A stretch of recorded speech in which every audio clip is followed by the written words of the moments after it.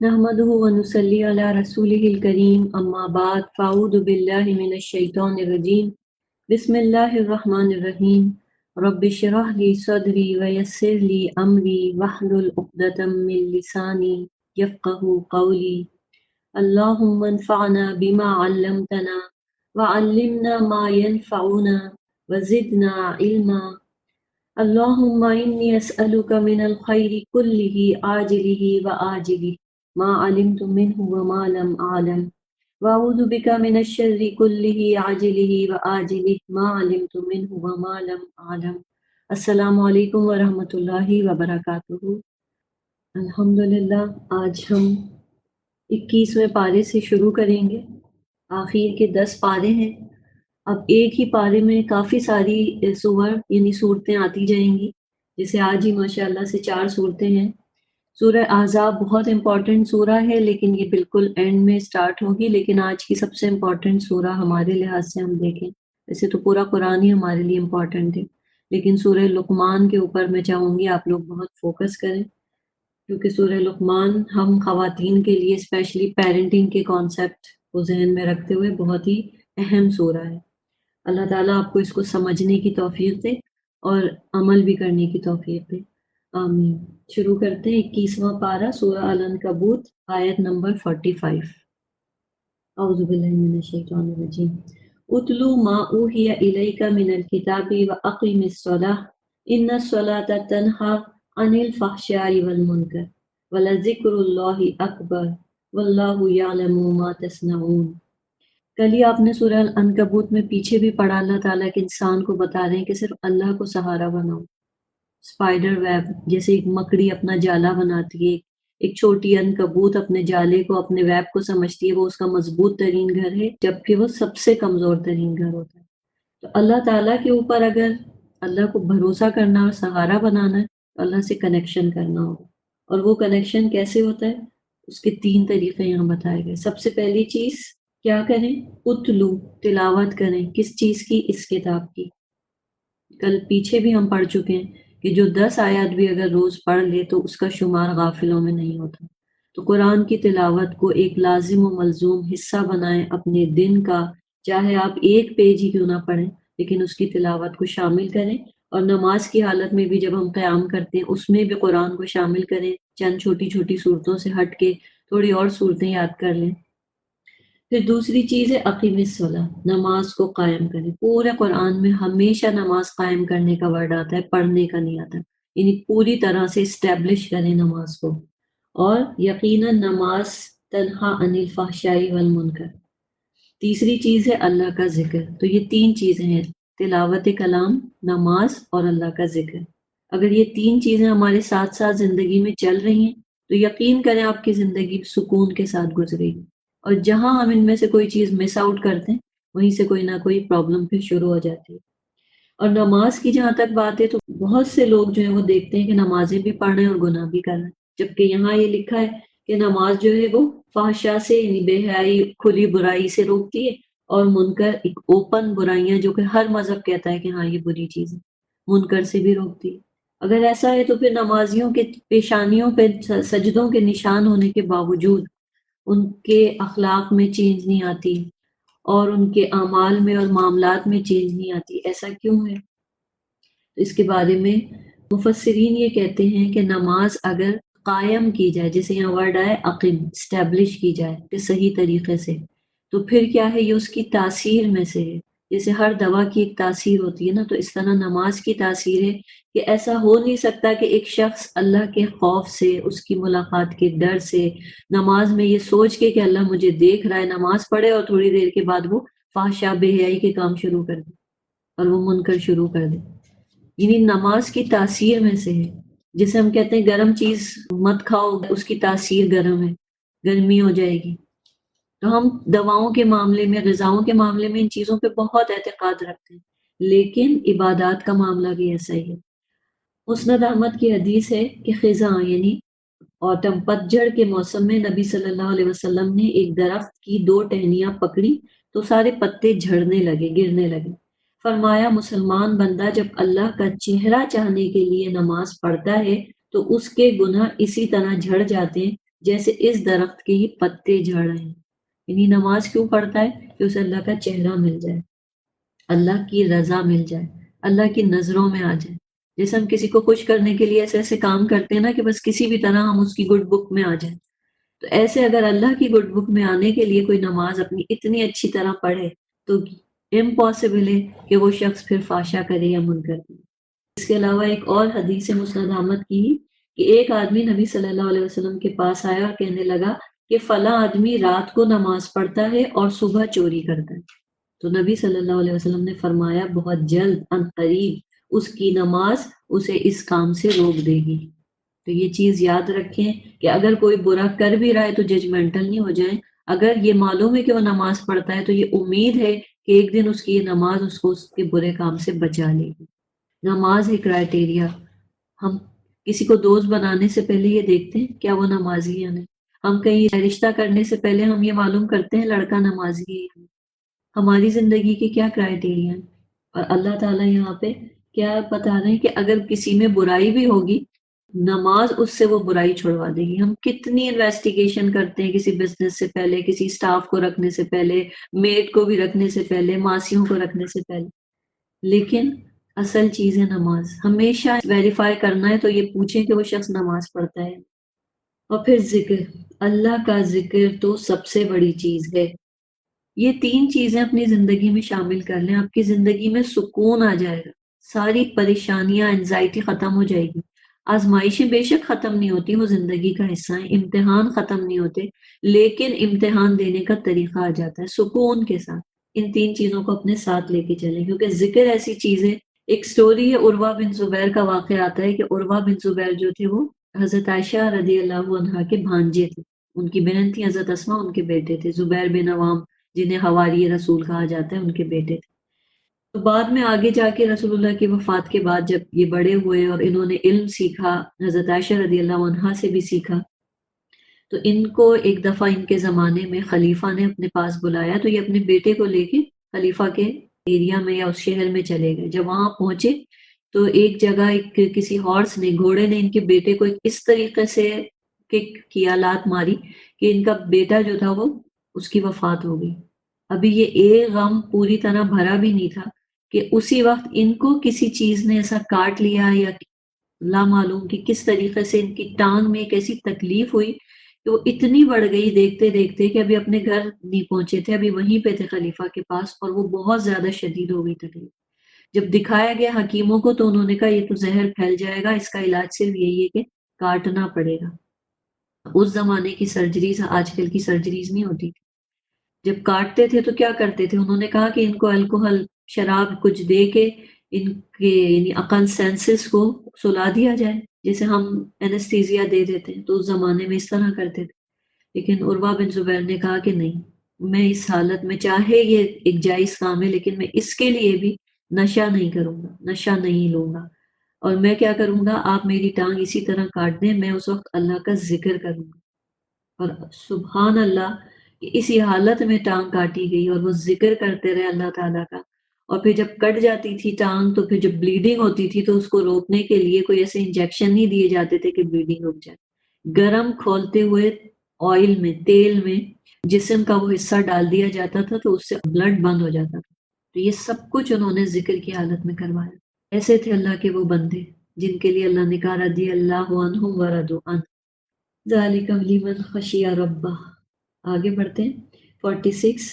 اور تم اہل کتاب سے احسن انداز سے بحث و تکرار کرو.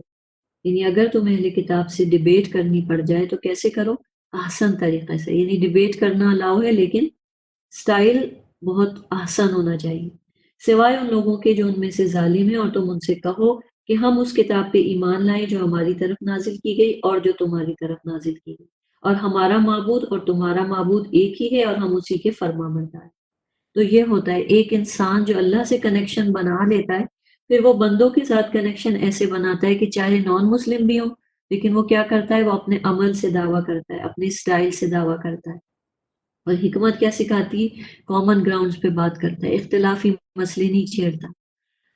اور اے نبی جیسے پہلے نبیوں پہ کتابیں نازل کی اسی طرح ہم نے آپ کی طرف یہ کتاب نازل کی ہے. تو اس قرآن پر وہ لوگ ایمان لاتے ہیں جنہیں ہم نے اس سے پہلے کتاب دی، اور ان اہل مکہ میں سے بھی بعض اس پر ایمان لاتے ہیں اور ہماری آیات کا انکار تو کافر ہی کرتے، اور آپ اس قرآن سے پہلے کوئی کتاب نہیں پڑھتے تھے اور نہ اپنے دائیں ہاتھ سے لکھتے تھے۔ اگر ایسا ہوتا تو باطل پرست یقیناً شک کر سکتے تھے۔ یہ نبی صلی اللہ علیہ وسلم کو کہا جا رہا ہے کہ جب ہم نے آپ پر قرآن اتارا ہے تو کوئی بھی یہ نہیں کہہ سکتا کہ یہ آپ نے خود لکھا ہے۔ کیوں؟ کیونکہ نبی صلی اللہ علیہ وسلم ان لیٹرڈ امی تھے، آپ کو لکھنا نہیں آتا تھا، آپ کو پڑھنا نہیں آتا تھا۔ اگر ایسی بات ہوتی تو پھر ان کا وہ الزام سچ ثابت ہو جاتا اور وہ کہتے ہیں کہ ہاں یہ بات تو صحیح ہے، اس نے خود ہی لکھ لیا یہ قرآن۔ تو اللہ تعالیٰ نے اسی لیے آپ کو امی رکھا اور اس حالت میں بھی آپ کو علم عطا کیا دنیا کی سب سے بڑی کتاب کا۔ بہت سے لوگ یہ بھی کہتے ہیں کہ نہیں بعد میں آپ نے لکھنا پڑھنا سیکھ لیا تھا، تو ایسا نہیں ہے۔ ایک حدیث ہے جس سے بات پتہ چلتی ہے، بخاری کی حدیث ہے کہ جب ٹریٹی آف حدیبیہ سائن کیا جا رہا تھا تو آپ نے ان سے کہا تھا کہ ٹھیک ہے ہم مل کے ایک ٹریٹی سائن کرتے ہیں کہ ہم جنگ نہیں لڑیں گے 10 سال تک۔ یہ ساری باتیں لکھنے سے پہلے جب آپ نے بسم اللہ الرحمن الرحیم لکھوایا تو جو سفیر تھا، ایمبیسڈر تھا قریش کا مکہ کی طرف سے، اس نے کہا ہم رحمان نہیں لکھیں گے، ہم نہیں جانتے رحمان کون ہے۔ پھر جب آپ نے کہا من محمد رسول اللہ تو اس نے کہا کہ اگر ہمیں تمہیں رسول اللہ ماننا ہوتا تو آج یہ ٹریٹی سائن کرنے کی نوبت ہی نہیں آتی۔ یہیں سے تو سارا جھگڑا ہے کہ ہم رسول اللہ نہیں مانتے۔ تو حضرت علی لکھ رہے تھے آپ کی طرف سے، آپ نے حضرت علی سے کہا کہ اس کو مٹا دو، تو حضرت علی نے کہا نہیں، میں رسول اللہ کا ورڈ نہیں مٹا سکتا اپنے ہاتھوں سے، مجھے یہ ڈس رسپیکٹ لگتی ہے۔ تو آپ صلی اللہ علیہ وسلم نے ان سے کہا کہ اچھا دکھاؤ کہاں لکھا ہے وہ لفظ، مجھے بتاؤ میں خود مٹا دیتا ہوں۔ پھر جب حضرت علی نے بتایا تو آپ نے اس کو اریز کر دی۔ تو یہ چیز سوچیں کتنا بڑا ایک معجزہ ہے کہ آپ صلی اللہ علیہ وسلم کو لکھنا پڑھنا نہیں آتا تھا، لیکن اس کے باوجود اس کتاب کا علم آپ کو ملا۔ یہ کتاب اللہ تعالیٰ نے کیا کری ہے؟ آسان کر دی ہے اپنی امت کے لیے، انسانوں کے لیے۔ تو کوئی یہ نہیں کہہ سکتا کہ قرآن مجھے بہت مشکل لگتا ہے، میں نے ساری زندگی تو پڑھا نہیں، اب میں کیسے پڑھوں، اب میں کیسے سمجھوں، یہ آیتیں بہت مشکل ہیں، اما پارہ مشکل ہے، تجوید مشکل ہے، تفسیر مشکل ہے۔ اللہ تعالیٰ بار بار یہ بات قرآن میں بتاتے ہیں، قرآن مشکل نہیں ہے، یہ انسانوں کے دلوں میں اتارنے کے لیے ہی تو اتارا گیا ہے۔ تو اس کو ہم سب سیکھ سکتے ہیں، بلکہ یہ قرآن تو واضح آیات ہیں، ان لوگوں کے سینوں میں محفوظ ہیں جنہیں علم دیا گیا، اور ظالم لوگ ہی ہماری آیات کا انکار کرتے ہیں۔ اور انہوں نے کہا کہ اس پر اس کے رب کی طرف سے معجزے کیوں نہیں اتارے گئے؟ اے نبی صلی اللہ علیہ وسلم آپ کہہ دیجئے بس معجزے تو اللہ کے پاس ہیں اور میں تو محض ایک کھلم کھلا ڈرانے والا ہوں۔ کیا انہیں یہ نشانی کافی نہیں کہ بے شک ہم نے آپ پر یہ کتاب نازل کی جو ان پر پڑھی جاتی؟ یعنی کیا یہ ایک معجزہ ان کے لیے کافی نہیں؟ بلا شبہ اس میں ان لوگوں کے لیے رحمت اور نصیحت ہے جو ایمان لاتے ہیں۔ تو یاد رکھیں قرآن ایک معجزہ ہے۔ الحمدللہ عربک لینگویج اگر ہم سیکھ جائیں تو ہمیں قرآن کے وہ سارے معجزات نظر آنے شروع ہو جاتے ہیں۔ آپ کہہ دیجئے میرے اور تمہارے درمیان اللہ بطور گواہ کافی ہے، آسمانوں اور زمین میں جو کچھ ہے وہ اسے جانتا ہے، اور جو لوگ باطل پر ایمان لائے اور انہوں نے اللہ کے ساتھ کفر کیا وہی خسارہ پانے والے ہیں۔ وَيَسْتَعْجِلُونَكَ بِالْعَذَابِ، اور یہ لوگ آپ سے جلد عذاب مانگتے ہیں، اور اگر عذاب کا وقت مقرر نہ ہوتا تو انہیں عذاب ضرور آ لیتا، اور یقیناً وہ انہیں اچانک آ لے گا اور انہیں خبر تک نہ ہوگی۔ یہ لوگ آپ سے جلد عذاب مانگ رہے ہیں اور بلا شبہ جہنم کافروں کو گھیرے ہوئے۔ اس دن ان کے اوپر سے اور ان کے پاؤں کے نیچے سے عذاب انہیں ڈھانپ لے گا، اور اللہ فرمائے گا جو کچھ تم کرتے تھے اس کا مزہ چکھو۔ یعنی جتنی آج دنیا میں لوگوں کو جلدی ہے نا قیامت کب آئے گی، اچھا اگر ایسا ہے تو عذاب کیوں نہیں آ جاتا، اللہ یہی کہتا ہے کہ سوچ لو، ابھی تو جلدی مچا رہے ہو، جب آئے گا تو کہاں جاؤ گے؟ اور کیسے آئے گا؟ اوپر سے بھی آئے گا اور نیچے سے بھی آئے گا، پاؤں کے نیچے سے بھی آئے گا۔ صحیح بخاری کی حدیث ہے، آپ صلی اللہ علیہ وسلم نے فرمایا کہ قیامت کے دن سب سے ہلکے عذاب والا شخص وہ ہوگا جس کے دونوں پاؤں کے تلووں کے نیچے آگ کا انگارہ رکھا ہوگا اور اس سے اس کا دماغ کھولتا ہوگا۔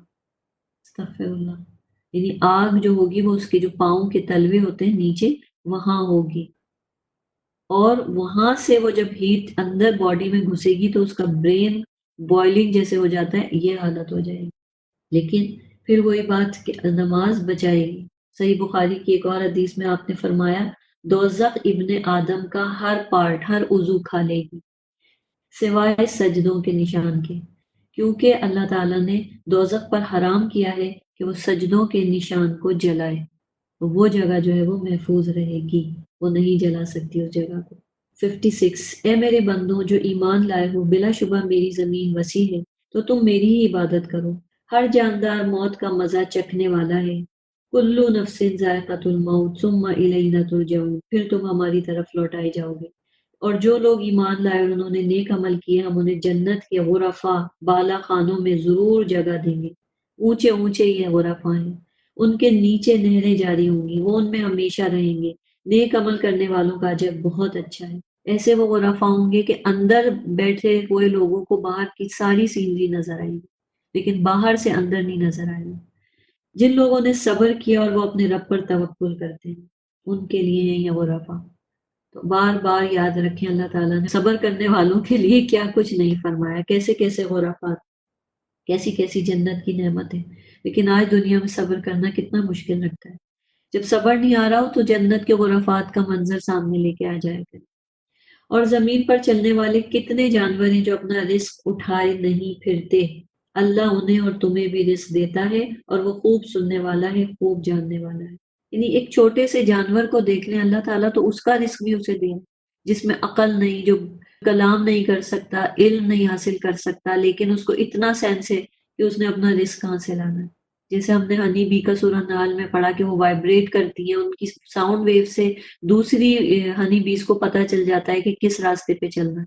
ان کی وہ خاص کوڈنگ لینگویج ہوتی ہے، اور اس کے بعد وہ اپنے رزق تک پہنچ جاتی ہے کہ کہاں سے انہوں نے پھولوں کا رس چوسنا ہے۔ اور ایک چونٹی، کبھی دیکھا ہے نا، چونٹی اپنے اوپر ایک پتا لے کے چل رہی ہوتی ہے، اس کا رزق اس پہ ہوتا ہے، ایک دانہ منہ میں لے کے چل رہی ہوتی ہے۔ ہر جانور اپنا رزق اٹھائے پھرتا ہے، اور یہ اللہ کی طرف سے ہے، اور ہم اسی رزق کے لیے حرام کام بھی کر لیتے ہیں، اسی رزق کے لیے ہر وقت پریشان ہوتے ہیں، اسی رزق کے لیے اللہ سے ناراض ہو جاتے ہیں اور بے صبرے ہو جاتے ہیں۔ اور بلا شبہ اگر آپ ان سے پوچھیں کہ آسمان اور زمین کس نے پیدا کیے اور کس نے سورج اور چاند خدمت پہ لگائے، تو وہ ضرور کہیں گے کہ اللہ نے۔ پھر وہ کہاں بہکائے جاتے ہیں۔ اللہ اپنے بندوں میں سے جس کے لیے چاہتا ہے رزق کشادہ کر دیتا ہے، رزق بڑھا دیتا ہے، اور جس کے لیے چاہتا ہے تنگ کر دیتا ہے۔ بلا شبہ اللہ ہر چیز کو خوب جانتا ہے، اللہ کو سب پتا ہے۔ مت کہیں کہ اللہ میرے ہی ساتھ ایسا کیوں کیا۔ ہاں، اللہ نے آپ ہی کو چوز کیا ہے کہ آپ کا رزق تنگ کیا جائے، اور فلاں کو چوز کیا ہے کہ اس کا رزق بڑھا دیا جائے، کیونکہ اللہ آپ دونوں کو ٹیسٹ کر رہا ہے۔ اور البتہ اگر آپ ان سے پوچھیں کہ کس نے آسمان سے پانی نازل کیا، پھر کس نے زمین کی موت کے بعد اس پانی سے اسے زندہ کیا، تو وہ ضرور کہیں گے اللہ نے۔ تو آپ کہہ دیجئے الحمدللہ، لیکن ان کے اکثر عقل سے کام نہیں لیتے۔ وما هذه الحیات الدنیا الا لہو ولعب، اور یہ دنیا کی زندگی ایک کھیل تماشے کے سوا کچھ نہیں، اور بلا شبہ دار آخرت کی زندگی اصل زندگی ہے، کاش لوگ جانتے ہوتے۔ کھیل تماشا ہے یہ زندگی، ایک خواب ہے، بس اس خواب میں ہی پوری زندگی گزر جاتی ہے کہ اب یہ چاہیے، اب یہ چاہیے، اور اب یہ چاہیے۔ اور پھر جب موت کا پردہ ہٹتا ہے، غیب نظر آتا ہے، موت آتی ہے، اور پھر پتہ چلتا ہے کہ زندگی کی ویلیو کیا تھی۔ پھر جب وہ مشرکین کشتی میں سوار ہوتے ہیں تو وہ خالص اللہ کی اطاعت کرتے ہوئے اسے پکارتے ہیں۔ پھر جب وہ انہیں خشکی کی طرف نجات دے دیتا ہے تو خشکی پر آتے ہی وہ شرک کرنے لگتے ہیں۔ یہ ہے ناشکری انسان کی، تاکہ وہ اس نعمت کی ناشکری کریں جو ہم نے انہیں دی، اور تاکہ وہ مزے اڑائیں، پھر جلد وہ اس کا انجام جان لیں گے۔ کیا انہوں نے دیکھا نہیں، بے شک ہم نے حرم مکہ کو پرامن بنایا، سیف بنایا، جبکہ لوگ اس کے ارد گرد سے اچک لیے جاتے ہیں۔ مکہ والے محفوظ تھے بیت اللہ کی وجہ سے، اور آس پاس کے قافلے لوٹ لیے جاتے تھے۔ کیا پھر وہ باطل پر ایمان لاتے ہیں اور اللہ کی نعمت کی ناشکری کرتے ہیں؟ اور اس شخص سے زیادہ ظالم کون ہے جس نے اللہ پہ جھوٹ گھڑا، یا جب حق اس کے پاس آیا تو اس نے اسے جھٹلا دیا؟ کیا ایسے کافروں کا ٹھکانہ جہنم نہیں؟ یعنی ہم اللہ کو کہتے رہتے ہیں اللہ ظلم کرتا ہے، ہم اللہ پہ کیا ظلم کرتے ہیں یہ ہمیں کبھی نظر نہیں آتا، اس کی نعمتوں کی ناشکری کر کے، حق کو جھٹلا کے۔ اور جو لوگ ہماری راہ میں جہاد کریں ہم انہیں اپنی راہیں ضرور دکھاتے ہیں، اور یقیناً اللہ نیکی کرنے والوں کے ساتھ ہے۔ سورۃ الروم مکی صورت ہے یہ، جس وقت مسلمانوں نے حبشہ ہجرت کی، ابسینیا 5 ہجری میں، اس کے قریب اس کا نزول کا ٹائم ہے۔ الف لام میم غلبت الروم، رومی مغلوب ہو گئے۔ اس صورت میں 2 پریڈکشنز کی گئی تھی اس وقت جبکہ مسلمان مکہ میں بہت کمزور تھے، ان پہ ٹارچر بہت بڑھ چکا تھا، اور اسی لیے مجبور ہو کے وہ ابسینیا چلے گئے تھے کچھ لوگ، ہجرت کرنے پہ مجبور ہو گئے تھے۔ تو ایسے میں اللہ تعالیٰ نے ایسی باتیں کہیں جو کہ اس وقت کوئی سوچ بھی نہیں سکتا تھا کہ مسلمان پٹ رہے ہیں، مر رہے ہیں، شہید ہو رہے ہیں، ٹکڑے ٹکڑے ان کے کیے جا رہے ہیں، ظلم ہو رہے ہیں ان پہ، چھوڑ چھوڑ کے بھاگ رہے ہیں وہ مکہ کو، پناہ تلاش کر رہے ہیں۔ ایسے میں اللہ تعالیٰ نے دو پریڈکشنز کی۔ پہلی کیا تھی کہ رومنس اس وقت کے سپر پاور تھے، اور روم اور ایران جو تھے دونوں دونوں سپر پاورز تھے، لیکن اس وقت یہ جو ٹائم ہے 610 کے قریب آپ صلی اللہ علیہ وسلم کو نبوت دی گئی ہے، اور یہ 5 سال گزر چکے ہیں، وہ والا ٹائم چل رہا ہے۔ تو اس وقت ایرانیوں نے روم کے اوپر اٹیک کر کے جتنے بھی روم یعنی رومن امپائر کی جو بھی سلطنت تھی، کنگڈم تھی، اس کو بری طرح سے تباہ کیا اور بھگانے پہ مجبور کر دیا ان کے بادشاہوں کو، اور غالب آ گئے پرشینز جو تھے۔ تو مسلمان جو تھے اس وقت رومنز کے ساتھ تھے۔ کیوں؟ کیونکہ مسلمان بھاگ کے حبشہ گئے تھے، نجاشی کرسچن تھا، اس نے مسلمانوں کو پناہ دی تھی، تو مسلمانوں کی ہمدردیاں کرسچنز کے ساتھ تھیں۔ ویسے بھی اہل کتاب تھے کرسچن، ان کا آخرت کا عقیدہ وہی تھا جو مسلمانوں کا تھا۔ تو اس لیے مسلمان جو تھے وہ اس چیز پہ پریشان ہو گئے کہ رومن ہار گئے، لیکن پرشینز ایرانیوں کے جیتنے پہ جو مکہ کے کافر تھے وہ خوش ہو گئے، کیونکہ کافر بھی مشرک تھے اور ایرانی جو تھے وہ بھی سورج کو آتش پرست تھے، آگ کو پوجتے تھے، تو اس لیے وہ بھی مشرک تھے، وہ بھی آخرت کو نہیں مانتے تھے۔ تو مکہ والے کافر ایرانیوں کے ساتھ تھے اور مسلمان رومنز کے ساتھ۔ تو اب جب رومنز ہارے تو یہ آ کے چڑھاتے تھے مکہ والے مسلمانوں کو، حضرت ابوبکر صدیق کو آ کے کہتے تھے وہ دیکھو جن کو تم اپنا سمجھتے ہو تمہارے اہل کتاب، وہ تو ہار گئے۔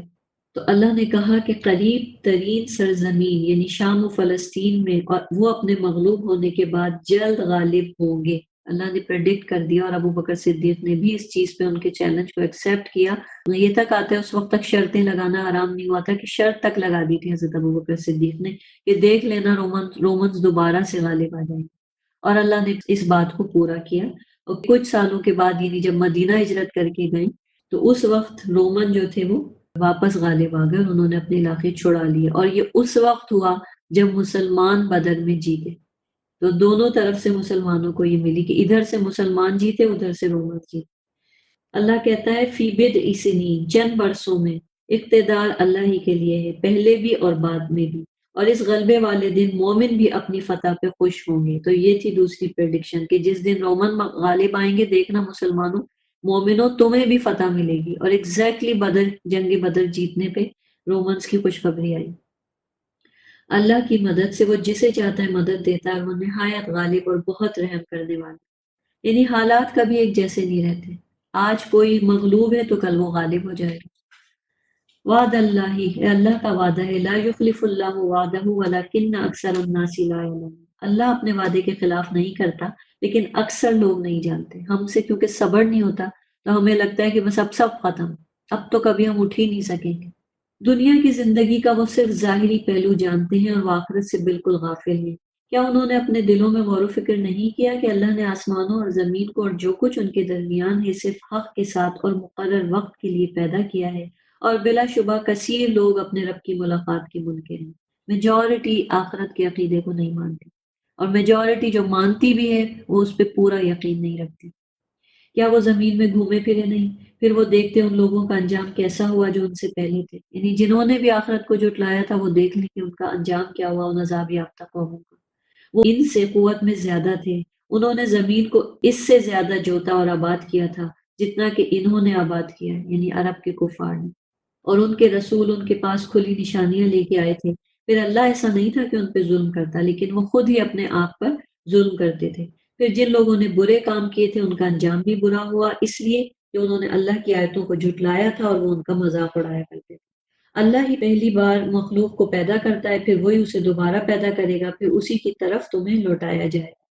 اور جس دن قیامت قائم ہوگی تو مجرم لوگ سخت مایوس ہوں گے، اور ان کے شریک و معبودوں میں سے کوئی ان کا سفارشی نہیں بنے گا، اور وہ خود بھی اپنے شریکوں کے منکر ہو جائیں گے۔ اور جس دن قیامت قائم ہوگی اس دن لوگ مومن اور کافر الگ الگ ہو جائیں گے، پھر جو لوگ ایمان لائے اور انہوں نے نیک عمل کیے تو وہ باغ میں خوش و خرم ہوں گے۔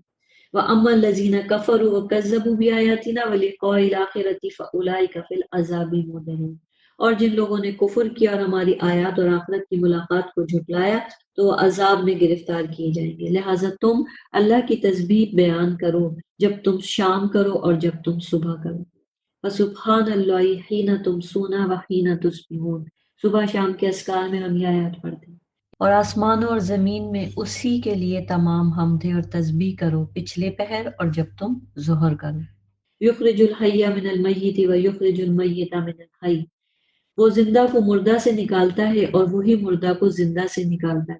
وہی زمین کو اس کے مردہ ہونے کے بعد زندہ کرتا ہے اور اسی طرح تمہیں بھی زمین سے نکالا جائے گا۔ اور یہ اس کی نشانیوں میں سے ہے کہ اس نے تمہیں مٹی سے پیدا کیا، پھر اب تم بشر ہو جو ہر طرف پھیل رہے ہو۔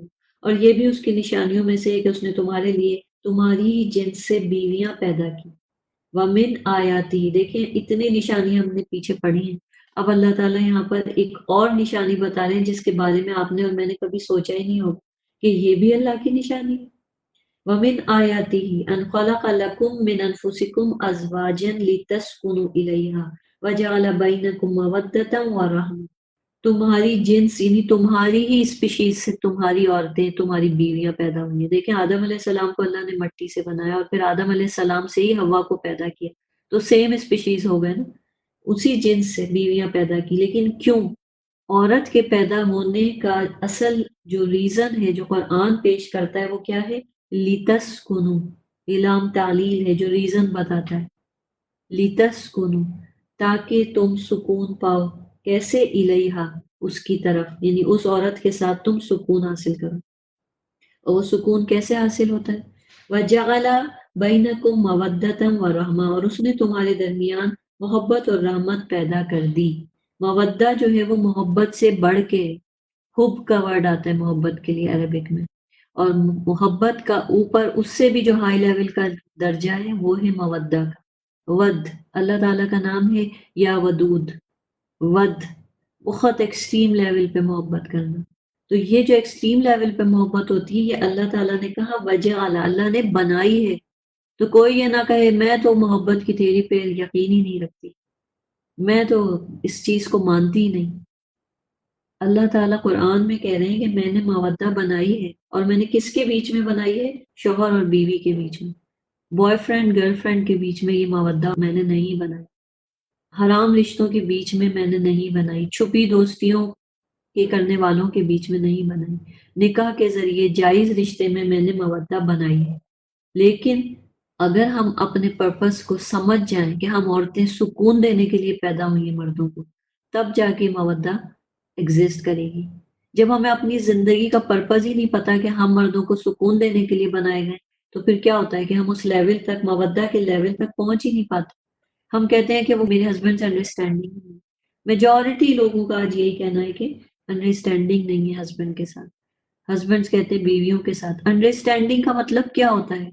لوگ کہتے ہیں کہ وہ جو مجھے پسند ہے وہی میرے ہسبینڈ کو پسند ہے، اس کو انڈرسٹینڈنگ نہیں کہتے، یہ تو میچنگ ہے، کوئنسیڈنس ہے کہ اتفاق سے آپ کو بھی بلو کلر پسند ہے اور ہسبینڈ کو بھی بلو کلر پسند ہے، یہ تو میچنگ ہوگی، لیکن یہ انڈرسٹینڈنگ نہیں ہے۔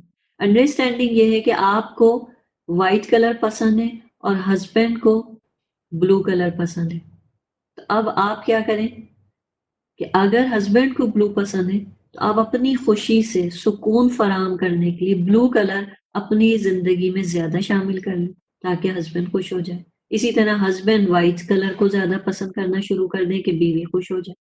لیکن ہم کیا کہتے ہیں؟ نہیں، یہ تو میری پرسنل چیز ہے، میرے ہسبینڈ کو وائٹ کلر پسند نہیں اور مجھے پسند ہے، لیکن میں تو یہ نہیں کر سکتی کہ اب میں اپنا کلر چوائس ہی چینج کر لوں، یہ تو بالکل میرے رائٹس کے خلاف ہے۔ اور پھر کیا ہوتا ہے؟ بعض جگہ جنگ چھڑ جاتی ہے کہ بیویاں ہسبینڈ کو کہیں گی نہیں یہ کلر مجھے، بلو مجھے نہیں پسند، آپ یہ شرٹ نہیں پہن سکتے، اور ہسبینڈ کہے کہ مجھے وائٹ نہیں پسند، تم یہ کپڑے وائٹ نہیں پہن سکتے۔ پھر کیا ہو جاتا ہے؟ کلیشنگ شروع ہو جاتی ہے، جھگڑے شروع ہو جاتے ہیں۔ تو جو کام آپ کو کرانا ہے اسے پیار سے بھی کرایا جا سکتا ہے نا۔ آپ کسی کی چوائس کی کپڑے پہننا شروع کر دیں، وہ آپ کی چوائس کا احترام کرنے لگ جائے۔ اور صرف کلرز کی بات نہیں ہے، یہ ایک مثال میں نے آپ کو دی ہے کہ انڈرسٹینڈنگ کا مطلب یہ ہوتا ہے کہ جن چیزوں میں کلیش آ رہا ہے تو جو وزڈم رکھنے والی عورتیں ہوتی ہیں وہ خود بخود سمجھ جاتی ہیں ان باتوں کو کہ کہاں پہ کلیش آ رہا ہے۔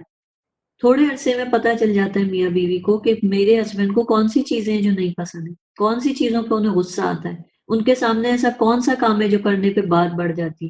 تو عقل مند عورت کیا کرتی، وہ نوبت آنے ہی نہیں دیتی، وہ پہلے سے ان چیزوں کو اوائڈ کر دیتی.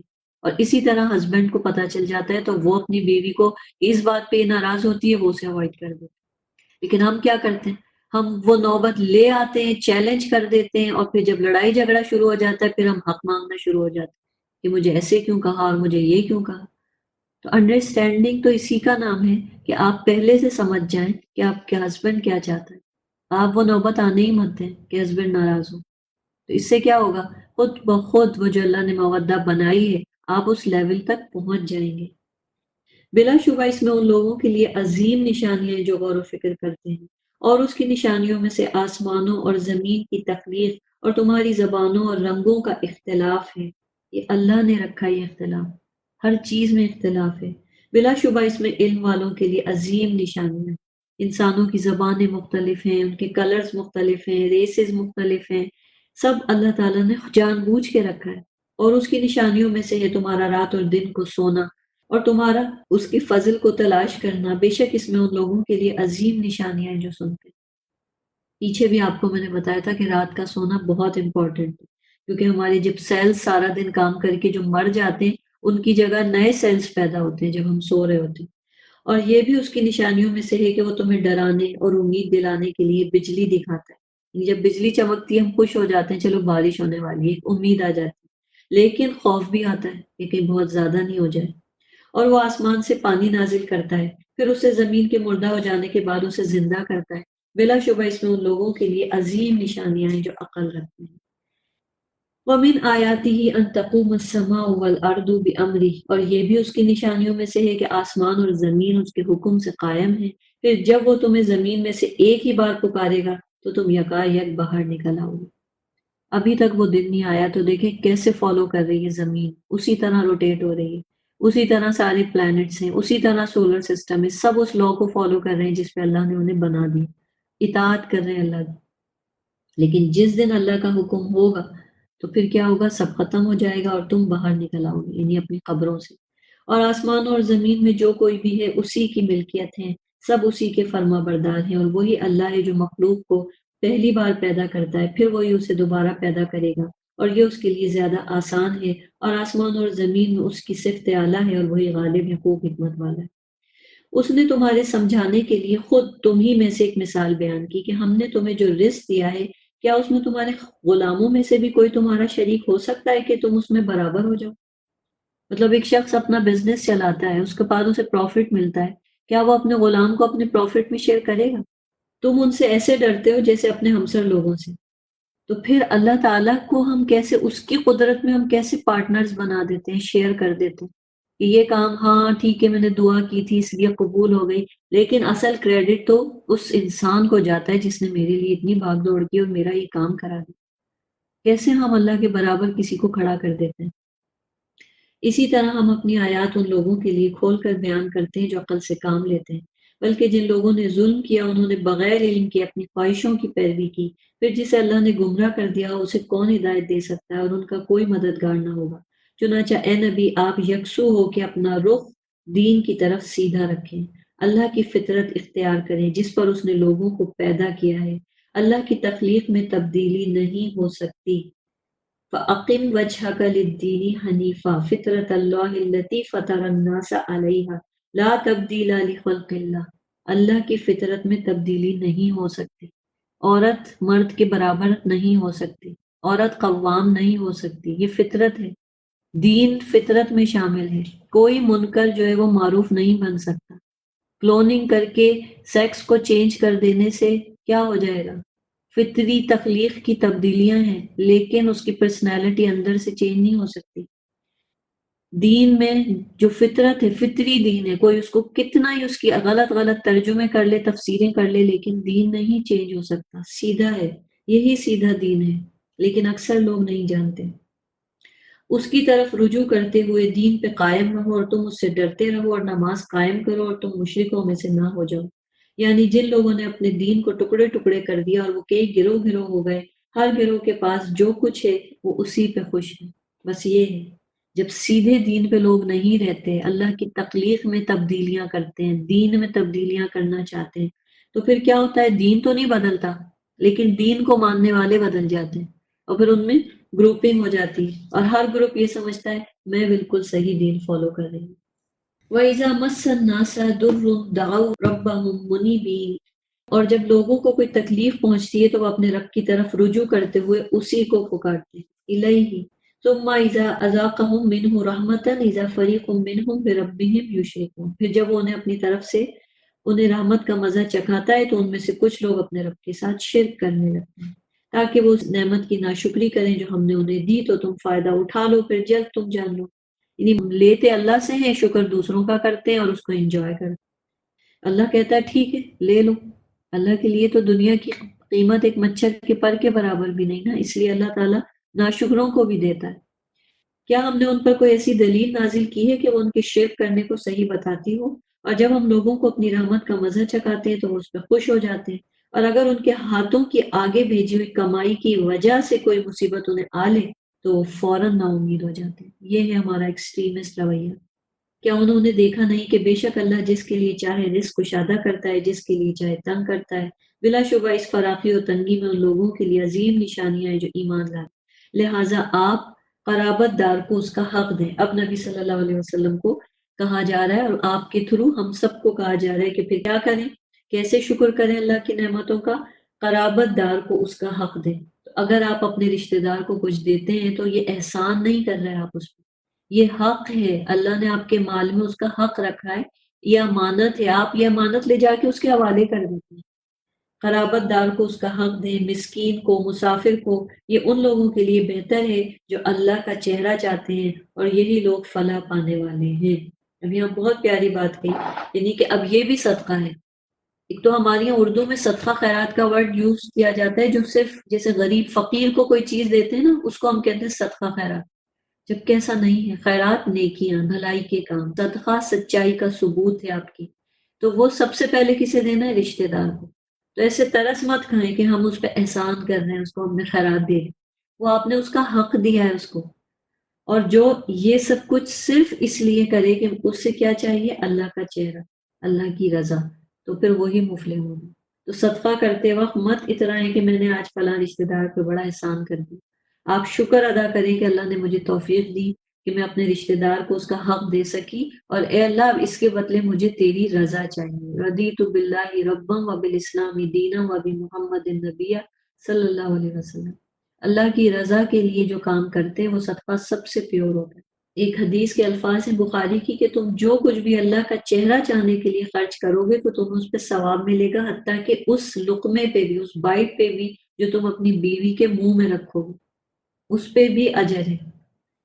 اور تم سود پر جو قرض دو تاکہ وہ لوگوں کے اموال میں شامل ہو کے بڑھتا رہے تو وہ اللہ کے ہاں نہیں بڑھتا۔ اب یہ ہے، یعنی سود کے اوپر قرض، سود کے بارے میں ڈائریکٹ اب یہ آیت آ رہی ہے، وہ نہیں بڑھتا، اللہ کے ہاں نہیں بڑھتا۔ یعنی دنیا میں تو سود ہم دیکھتے ہیں بڑھتا رہتا ہے، انسان لیتا رہتا ہے، کھاتا رہتا ہے، لیکن اللہ کے ہاں نہیں بڑھتا وہ مال۔ اور تم اللہ کا چہرہ چاہتے ہوئے جو کچھ بطور زکوٰۃ دو تو ایسے لوگ اپنا مال کئی گنا بڑھانے والے۔ آج ہمیں سود جو لوگ لیتے ہیں انہیں لیتے ہوئے کتنی خوشی ہوتی ہے، اچھا اتنا پروفٹ آیا بینک میں، وہ جو میں نے پیسے رکھے ہوئے تھے۔ اور جب بینک کہتا ہے آپ کی زکوٰۃ کٹ رہی ہے تو وہ رمضان آنے سے پہلے ہی بینک سے پیسے نکال لیتے کہ کہیں زکوٰۃ نہ کٹ جائے۔ اللہ کیا کہہ رہا ہے کہ وہ جو تمہیں دنیا میں بڑھاوا مل رہا ہے وہ اللہ کے یہاں زیرو ہے، لیکن یہ جو زکوٰۃ تم ابھی اس وقت دے رہے ہو یہ تمہارے آخرت میں تمہارے مال کو، تمہارے اعمال کو کئی گنا بڑھا دے گی، تمہارے اجر۔ اللہ وہ ذات ہے جس نے تمہیں پیدا کیا، پھر اس نے تمہیں رزق دیا، پھر وہ تمہیں موت دے گا، پھر وہ تمہیں زندہ کرے گا۔ کیا تمہارے شریکوں میں سے کوئی ہے جو ان کاموں میں سے کچھ کر سکے؟ اللہ ان کے شریک ٹھہرانے سے پاک اور اعلیٰ ہے۔ ورس 41 کو دیکھیں، ظہر الفساد فی البر والبحر بما کسبت ایدی الناس لیذیقہم بعض الذی عملوا لعلہم یرجعون۔ خشکی اور تری میں فساد ظاہر ہو گیا جو لوگوں کے ہاتھوں کی کمائی کا نتیجہ ہے۔ آج ہم خود دیکھ رہے ہیں خشکی، پوری ارتھ کو دیکھ لیں، ہر کنٹری کو دیکھ لیں، ہر کنٹری کی اکانومی دیکھ لیں، جہاں جہاں ریسیشن آ رہا ہے وہ دیکھ لیں، جو انڈر ڈیولپڈ کنٹریز قرضوں کے بوجھ تلے دبے پڑ رہے ہیں ان کو دیکھ لیں۔ جو کریڈٹ کے اوپر سب کچھ کر کرا کے ساری ٹریڈ کر رہے ہیں اور اندر ہی اندر پیسہ کچھ بھی نہیں ہے، ان سب کو دیکھ لیں، یہ سارا کرپشن، یہ سارا فساد خشکی اور تری میں کہاں سے آیا؟ لوگوں کے ہاتھوں کی کمائی کا نتیجہ ہے۔ جب سود ایکسٹریم لیول پہ ملکوں میں چلتا ہے، ہر چیز انٹرسٹ بیسڈ ہوتی ہے، جب لوگ سیلفش ہو جاتے ہیں، جب زکوٰۃ نکالتے ہوئے انسان کا دل تنگ ہوتا ہے، بہت سے لوگ زکوٰۃ کا مال کھا جاتے ہیں، جب صدقہ کرنا لوگ آپشنل سمجھ کے چھوڑ دیتے ہیں، تو یہ ہے وہ ہاتھوں کی کمائی کہ پھر کیا ہوتا ہے؟ فساد ظاہر ہوتا ہے، اور وہ فساد کسی بھی فارم میں ہو سکتا ہے۔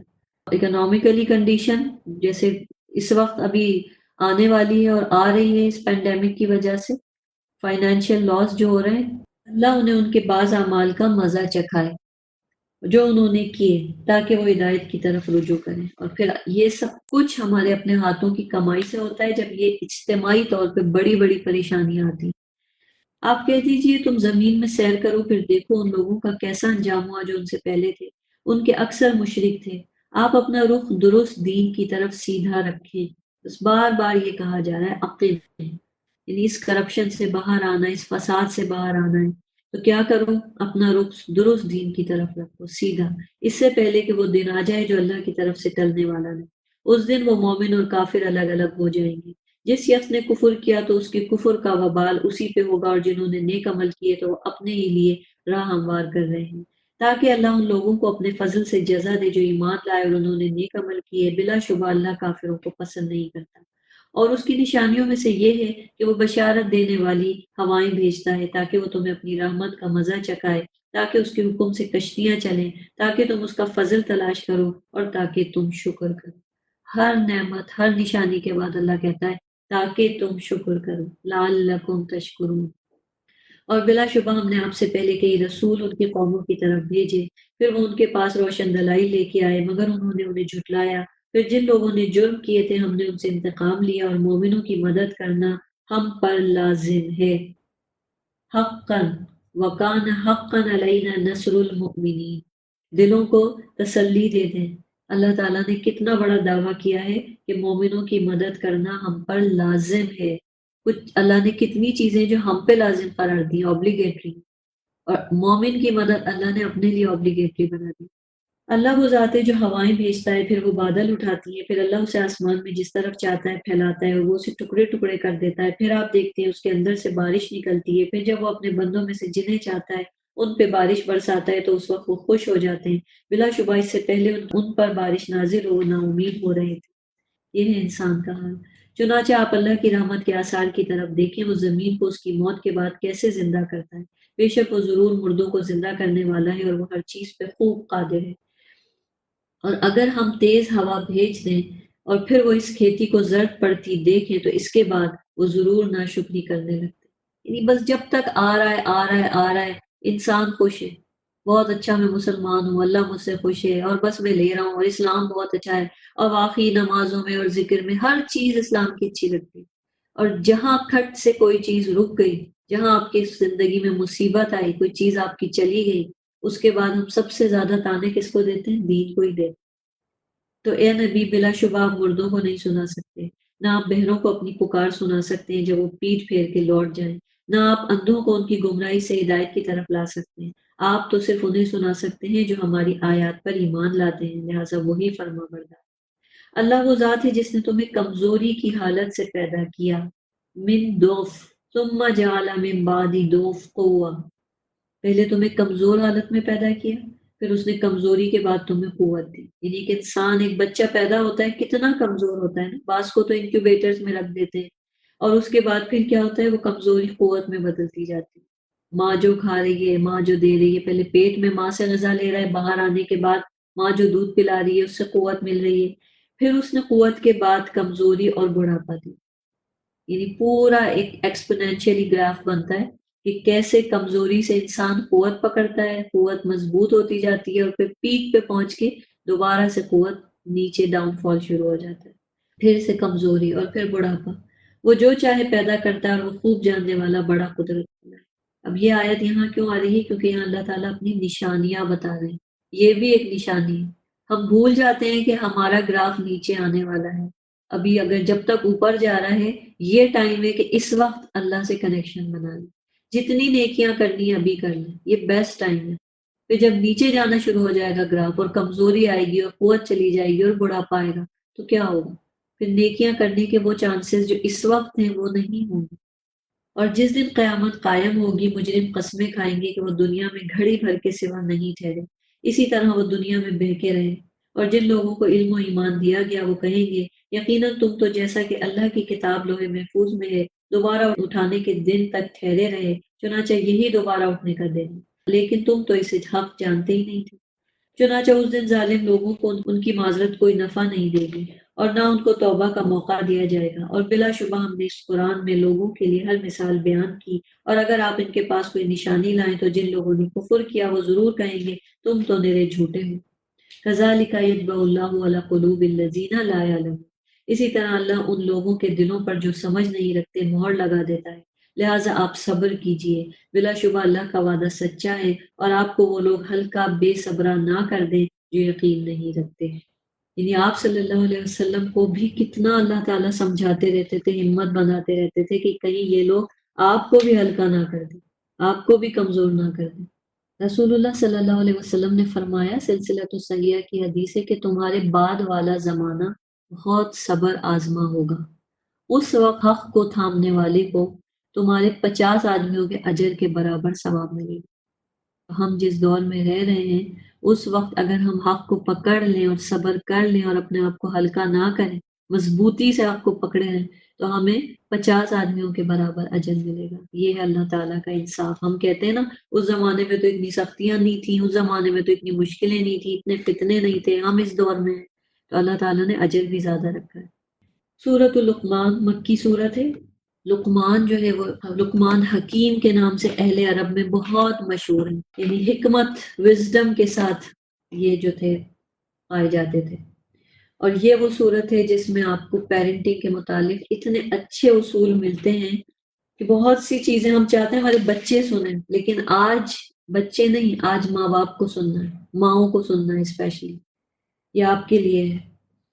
بسم اللہ الرحمن الرحیم، الف لام میم تلک آیات الکتاب الحکیم ہدی و رحمت للمحسنین، یہ حکمت والی کتاب کی آیات ہے۔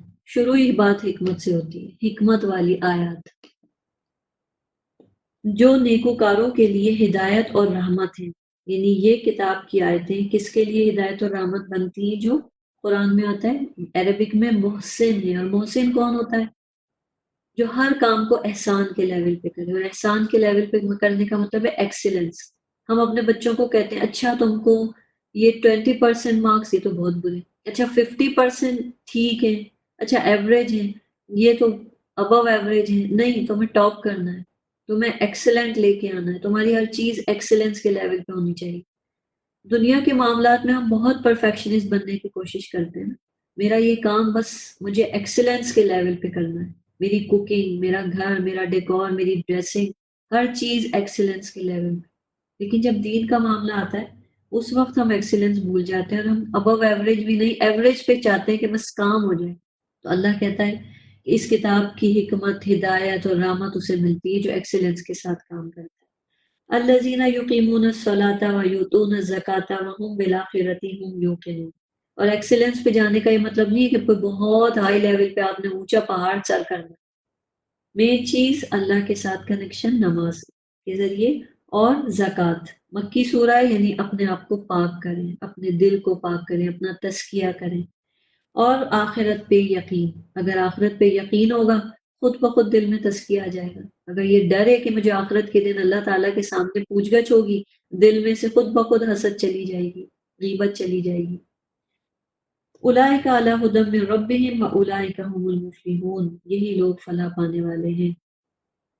ومن الناس من یشتری لہو الحدیث لیضل عن سبیل اللہ بغیر علم ویتخذھا ھزوا اولئک لہم عذاب مہین۔ یہاں سے آپ دیکھیں اب ٹاپک تھوڑا چینج ہوتا ہے، مکے والوں کے کانٹیکس میں یہ بات ہو رہی ہے، اور لوگوں میں سے بعض وہ ہیں جو لہو الحدیث کو خریدتا ہے، لغو باتیں خریدتا ہے۔ لہو الحدیث، لہو کا مطلب میں نے پیچھے بھی آپ لوگوں کو بتایا تھا کہ لہو الحدیث کیا ہے؟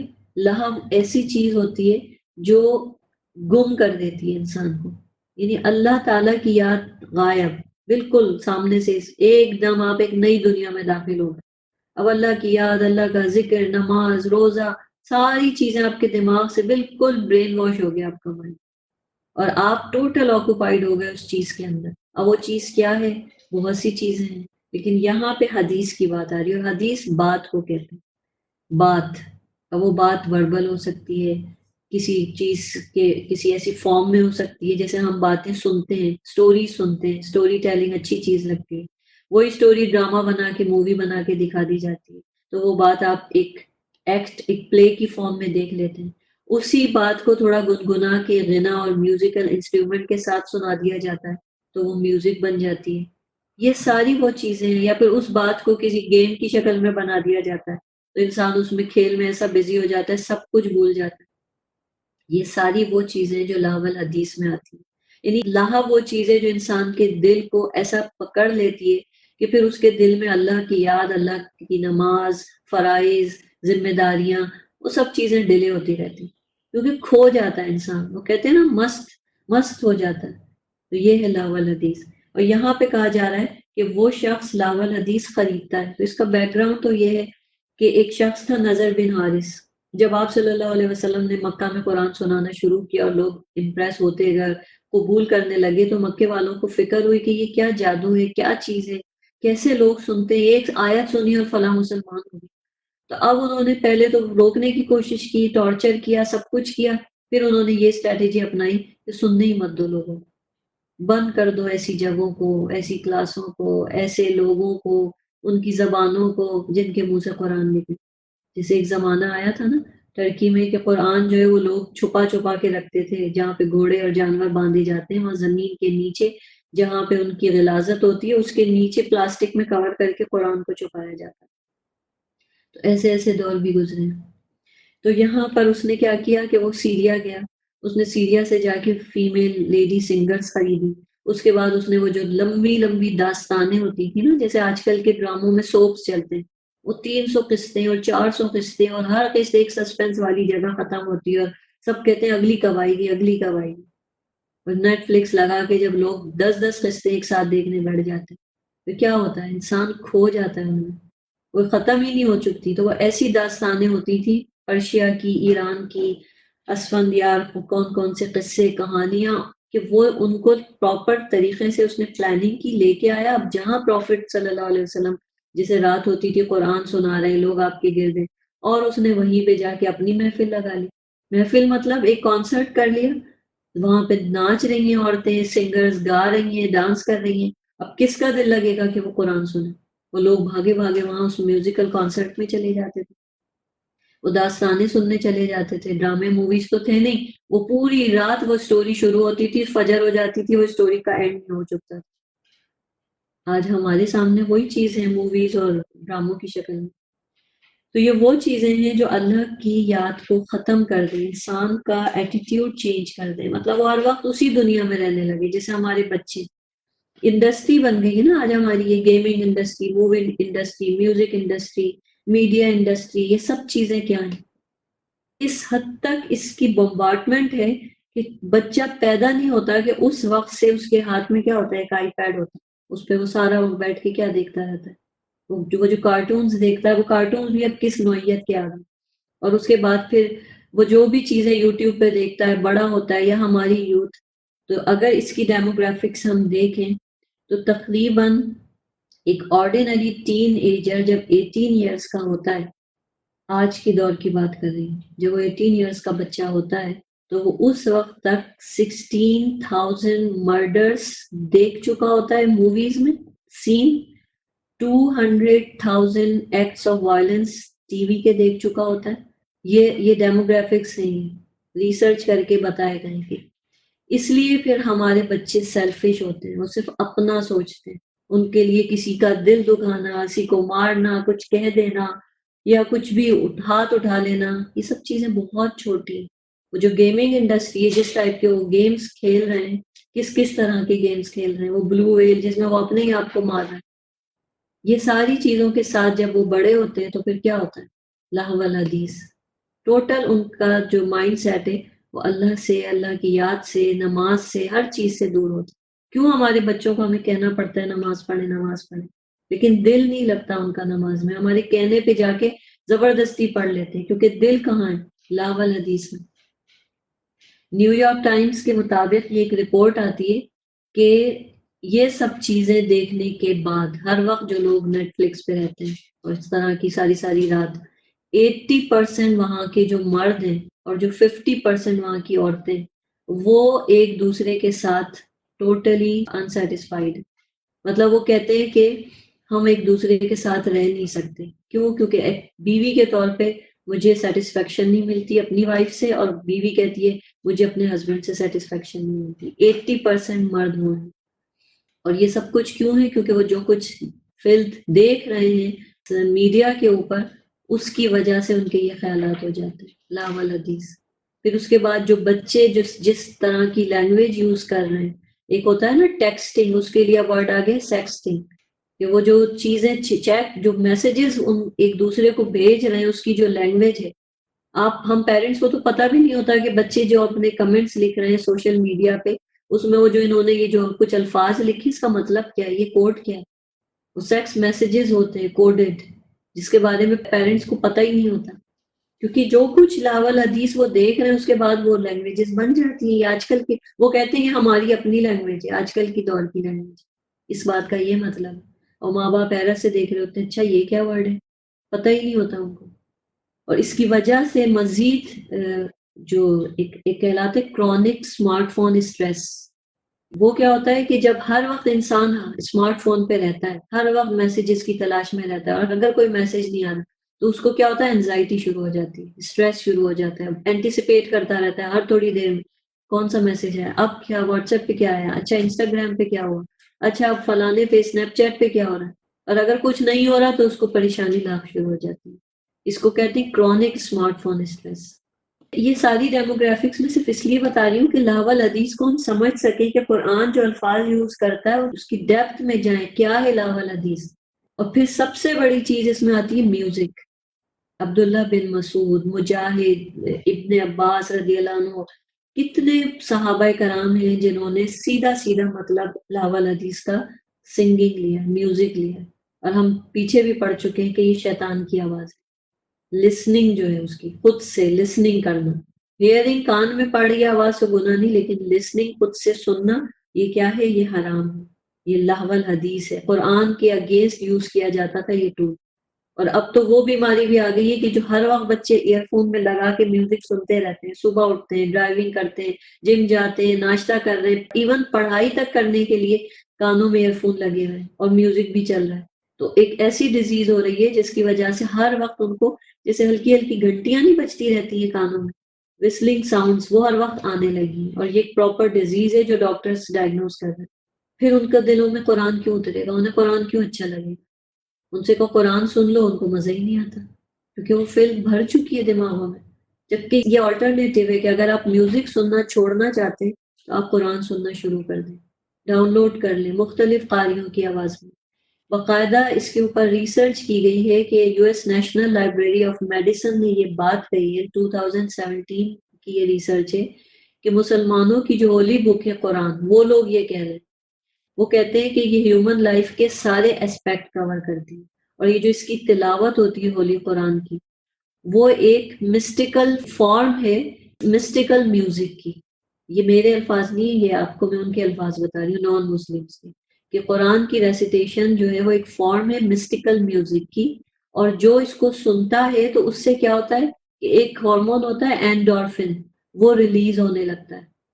اس سے کیا ہوتا ہے کہ اس کی جو الفا برین ویوز ہوتی ہیں وہ ویوز اسٹیمولیٹ ہو جاتی ہیں، تو وہ اب اس کو ایز اے تھراپی یوز کر رہے ہیں اپنے ہاسپٹل میں، کہ وہ اسٹریس تھریشولڈ کو انہینس کرنے کے لیے، کہ یہ اس کو ریموو کر نیگیٹو ایموشنز کو اور اسٹریس کو، ان سب چیزوں کو ریموو کرنے کے لیے وہ قرآن سنوا رہے ہیں۔ آپ نے سنا ہوگا بہت سے ہاسپٹلس میں سورہ رحمان کی تلاوت سنوائی جاتی ہے آج کل، تو یہ سینس آف ریلیکسیشن دینے لگتا ہے۔ پھر یہ ہے اگر ہم لاول حدیث سے باہر آنا چاہتے ہیں تو پھر ہم کو لاول حدیث کی جگہ قرآن کو دینی ہوگی۔ تو یہاں کہا گیا کہ ان لوگوں میں سے بعض وہ ہیں جو لغو باتیں خریدتے ہیں تاکہ وہ علم کے بغیر اللہ کی راہ سے گمراہ کر دیں اور اس کا مذاق اڑائیں۔ یہی لوگ ہیں جن کے لیے رسوا کن عذاب ہے۔ اب جو سن رہا ہے اس کے لیے عذاب، جو سنوا رہا ہے اس کے لیے عذاب، جو فارورڈ کر رہا ہے، کتنے کتنے پوڈز ہیں جس میں صرف اور صرف 1000 کے قریب سانگز ڈاؤن لوڈ ہوئے ہوئے ہوتے ہیں۔ اور جب ایسے شخص پر ہماری آیات تلاوت کی جاتی ہیں تو وہ تکبر کرتے ہوئے پلٹ جاتا ہے، جیسے اس نے وہ سنا ہی نہیں، گویا کہ اس کے دونوں کانوں میں ڈاٹ ہو۔ چنانچہ آپ اسے دردناک عذاب کی خبر سنا دیں۔ اب ایسا شخص جو میوزک سننے کا عادی ہو گیا وہ قرآن کہاں سنے گا؟ بے شک جو لوگ ایمان لائے اور انہوں نے نیک عمل کیے ان کے لیے پر نعمت باغات ہیں، وہ ان میں ہمیشہ رہیں گے۔ یہ اللہ کا سچا وعدہ ہے اور وہ نہایت غالب خوب حکمت والا ہے۔ اس اللہ نے ستونوں کے بغیر آسمان پیدا کیے، تم انہیں دیکھتے ہو، اور اس نے زمین میں مضبوط پہاڑ گاڑ دیے تاکہ زمین تمہیں ساتھ لیے جھک نہ پڑے، اور اس نے اس میں ہر قسم کے چوپائے پھیلائے، اور ہم نے آسمان سے پانی نازل کیا، پھر اس زمین میں ہر قسم کی نفیس اور عمدہ چیزیں اگائیں۔ ھذا خلق اللہ، یہ ہے اللہ کی مخلوق۔ پھر مجھے دکھاؤ کہ اوروں نے اس اللہ کے سوا کیا تخلیق کیا ہے، کچھ بھی نہیں، بلکہ ظالم کھلی گمراہی میں۔ اور بلا شبہ ہم نے لقمان کو حکمت دی۔ یہاں سے اب لقمان حکیم کا واقعہ شروع ہوتا ہے۔ وَلَقَدْ آتَيْنَا لُقْمَانَ الْحِکْمَةَ أَنِ اشْکُرْ لِلَّهِ، ہم نے لقمان کو حکمت دی تھی کہ تو اللہ کا شکر کر، اور جو کوئی شکر کرے تو یقیناً وہ اپنی ہی ذات کے لیے شکر کرتا ہے، اور جس نے ناشکری کی تو بلا شبہ اللہ بے پرواہ ہے، سب خوبیوں والا ہے۔ اب یہاں پہ بات ہو رہی ہے کہ ہم نے لقمان کو حکمت دی، یعنی وہ حکمت لقمان نے خود سے نہیں سیکھی تھی، اللہ نے دی تھی، وزڈم۔ لیکن وزڈم کے ساتھ ہی اللہ کہہ رہا ہے اس لیے دی تھی تاکہ وہ شکر گزار بندہ بن جائے۔ تو یہاں سے ہمیں ایک ریلیشن شپ پتہ چلتی ہے وزڈم اور گریٹیٹیوڈ، یعنی شکر جو ہے وہ ٹوٹلی ریلیٹڈ ہے وزڈم، حکمت کے ساتھ۔ بہت سے لوگ کہتے ہیں مجھ میں عقل ہی نہیں ہے، میں اتنی سیدھی ہوں، میں سمجھ ہی نہیں پاتی لوگوں کی چالاکیاں، اور مجھے دنیا کو ڈیل کرنا نہیں آتا، اور میں کیا کروں، میرے معاملات میں ناکام ہو جاتی ہوں۔ اگر واقعی ایسا کچھ ہے تو آپ اسی دن غور کریں کہ آپ اپنی زندگی میں بہت ساری نعمتوں کی ناشکری کر رہی ہیں۔ یہ ہے اس کا روٹ کاز۔ اگر آپ نے شکر کرنا شروع کر دیا، چھوٹی چھوٹی چیزوں سے لے کے ہر بڑی چیز پہ، اور شکر کیسے ہوتا ہے، یہ نہیں کہ بس الحمدللہ بول دیا، دل سے پہلے نعمت کو سمجھا، گریٹفل ہوئے، زبان سے الحمدللہ کا، اور پھر اس چیز کو صحیح جگہ استعمال کیا، عمل کے ساتھ شکر کیا۔ تو اگر آپ کی زندگی شکر والی ہے، اللہ تعالیٰ آپ کو وزڈم دے دیں گے۔ آپ خود دیکھتے ہیں بعض لوگوں کو ہم کہتے ہیں وہ کتنا عقل مند ہے، وہ دیکھو وہ عورت، وہ گھر کتنا اچھا چلاتی ہے، کیا زبردست مینج کرتی ہے، وہ بچوں کی پرورش کتنی اچھی کی ہے، وہ کتنی وائس ہے، وہ فلاں شخص بزنس چلا رہا ہے کتنا وائس ہے۔ تو وزڈم کہاں سے آئی، وہ وائس کیسے ہو گیا؟ شکر گزاری کی وجہ سے۔ کیوں؟ کیونکہ شکر میں کیا ہوتا ہے کہ انسان پھر اس نعمت کو سوچ سمجھ کے صحیح طریقے سے درست جگہ استعمال کرتا ہے، پلاننگ کے ساتھ۔ پھر وہ جلدی جلدی میں سب کچھ نہیں کر بیٹھتا کہ وہ جو دل میں آیا کریں، تو پھر خود بخود حکمت مل جاتی ہے۔ اور یاد کریں جب لقمان نے اپنے بیٹے سے کہا، اب یہاں سے ڈائلاگ شروع ہوتا ہے، پیرنٹنگ کے اصول یہاں سے شروع ہوتے ہیں، اور یہ مدر ڈاٹر ریلیشن شپ نہیں ہے، یہاں فادر سن ریلیشن شپ ہے۔ لقمان والد ہیں اور اپنے بیٹے سے بلا کے بات کر رہے ہیں، اپنے بچے سے، لیکن ان کی وزڈم دیکھیں کہ وہ بات کرنے کا اسٹائل۔ سب سے پہلے وَإِذْ قَالَ لُقْمَانُ لِابْنِهِ وَهُوَ يَعِظُهُ، وہ اپنے بچے سے کیا کر رہا تھا، اسے نصیحت کر رہا تھا۔ ہم نصیحت کب کرتے ہیں؟ جب ہمیں غصہ آتا ہے۔ پیار کے وقت ہمیں نصیحت یاد نہیں آتی، جہاں بچوں کو دیکھا غلط کام کچھ بھی کرتے ہوئے ہماری نصیحت اس وقت شروع ہوتی ہے، اور پھر وہ غصے کی حالت میں شروع ہوتی ہے، چیخ چیخ کے، ڈانٹ ڈانٹ کے۔ لیکن یہاں پہ کہا جا رہا ہے کہ وہ اپنے بیٹے کو نصیحت کرنے کے لیے اس نے پاس بٹھایا، اس سے ایک ڈائلاگ شروع کیا، اور کتنے پیار سے کہا اس نے، یا بنیا۔ یہ ہیں الفاظ کہ جب بچے کو نصیحت کرنی ہو سب سے پہلے آپ اپنے الفاظ پہ غور کریں کہ آپ بچے کو بلا کیسے ہیں۔ ہم کیسے بلاتے ہیں؟ ادھر آؤ، کیا کر رہے تھے تم، نماز پڑھی تم نے؟ اچھا، پھر تم نے اس کو ڈیلے کیا، پھر تم نے اسی جلدی نماز پی، اور بس پھر اس کے بعد ڈانٹ شروع۔ پھر ہم کہتے ہیں میں تو ہر وقت بچوں کو نصیحت کرتی رہتی ہوں، میں تو بہت سمجھاتی ہوں، مانتے ہی نہیں ہیں آج کل کے بچے۔ تو پیرنٹنگ میں جو ہماری ویکنیسز ہیں، ون بائی ون یہاں سے آپ یوز کریں، ون بائی ون نوٹ کرتے جائیں۔ سب سے پہلی چیز کہ بچے کو ڈانٹتے ہوئے نصیحت کام نہیں کرتی۔ نصیحت اس وقت کرتی ہے جب آپ اس کے پاس اچھے والے ماحول میں بیٹھیں اور اس کو کال آؤٹ کریں بہت پیارا نام لے کے، یا بنیا۔ انہوں نے کہا سب سے پہلی چیز جو انہوں نے اپنے بچے کو سکھائی وہ تھی اللہ کا حق۔ اے میرے پیارے بیٹے، تو اللہ کے ساتھ کسی کو شریک نہ ٹھہرا، بے شک شرک تو ظلم عظیم ہے۔ یہاں سے ہمیں دلیل ملتی ہے کہ شرک جو ہے وہ ظلم عظیم ہے۔ ظلم اللہ نے اگر بولا ہے اللہ کے حق میں تو وہ شرک کو بولا ہے۔ تو ہمیں اپنے بچے کو سب سے پہلے یہ چیز بتانا ہے، کیونکہ جو شرک کرتا ہے وہ ناشکرا بھی ہوتا ہے۔ ہمارے بچے ناشکرے اس لیے کیونکہ انہیں اللہ تعالیٰ کا حق ہی پہچاننا نہیں آتا، وہ جو چیز ملتی ہے اس کا کریڈٹ کسی اور کو دے دیتے۔ تو سب سے پہلے انہوں نے بچے کو یہ سکھایا کہ اللہ کا حق کر دے، شرک نہ کر۔ اور ہم نے انسان کو اس کے والدین کے متعلق حسن سلوک کا حکم دیا۔ پھر اللہ کے بعد اب کیا ہے؟ ماں باپ کا، ماں باپ کا حق۔ ایک باپ خود ہی اس کو بتا رہا ہے کہ ماں باپ کا حق کیا ہے، اور اللہ تعالیٰ ہی یہاں پر یہ بات کہہ رہے ہیں کہ ہم نے انسان کو اس کے والدین کے متعلق حسن سلوک کا حکم دیا۔ یعنی بچے جو ہیں وہ پیرنٹس کی جو ریلیشن شپ ہے اس میں ہمیشہ یاد رکھیں کہ ان کے ساتھ بیہیویئر حسن سلوک والا ہی رہے گا، چاہے وہ کافر ہوں، مشرک ہوں، کچھ بھی ہوں، لیکن بیہیویئر ہمیشہ اچھا رہے گا۔ اس کی ماں نے اسے پیٹ میں کمزوری پر کمزوری کے باوجود اٹھائے رکھا، اور اس کا دودھ 2 سال میں چھڑانا ہوتا ہے۔ تو اب ریمائنڈ کرایا جا رہا ہے کہ ماں باپ کا اتنا حق کیوں ہے، اللہ تعالیٰ کا اتنا حق ہے، اللہ کے فوراً بعد ماں باپ کا حق کیوں آ گیا؟ اور ماں باپ میں بھی ماں کا حق، دیکھیے قانونی طور پہ باپ کا حق زیادہ ہے، لیکن ہر لحاظ سے نبی صلی اللہ علیہ وسلم کی حدیث کے حوالے سے بھی کیا ہے؟ ماں کا حق جو ہے وہ باپ سے 3 ٹائم زیادہ ہے۔ کیوں؟ کیونکہ ماں جو ہوتی ہے وہ تکلیف زیادہ اٹھاتی ہے۔ باپ کے اوپر تو تکلیف یہ ہے کہ وہ ذمہ داری ہے کہ اس نے فیملی کو سپورٹ کرنا ہے، باہر نکلنا ہے، کمانا ہے، لیکن ماں فزیکل بھی محنت اٹھاتی ہے اور مینٹل محنت سے بھی گزرتی ہے، کمزوری پہ، پہلے پریگنینسی کی تکلیف، پھر ڈیلیوری کی تکلیف، اور اس کے بعد دودھ پلانا۔ اللہ تعالیٰ نے کہیں ناقدری نہیں کی عورت کی۔ اگر عورت دودھ پلاتی ہے اللہ نے اس کو بھی مینشن کیا جگہ جگہ قرآن میں۔ کسی ایک نان مسلم نے قرآن کو جب پڑھا تو اس نے کہا مجھے ایسا لگتا ہے کہ اس کتاب کو جس نے لکھا ہے اس نے اس کتاب کا ٹاپک عورت کو بنایا ہے، اور ہم پیچھے سے دیکھتے آ رہے ہیں کہ عورت کے لیے اللہ تعالیٰ کس طرح بات کرتے ہیں۔ اور یہ کہ تو میرا اور اپنے والدین کا شکر کر، اب یہ دیکھیں پھر آ گیا نا شکر۔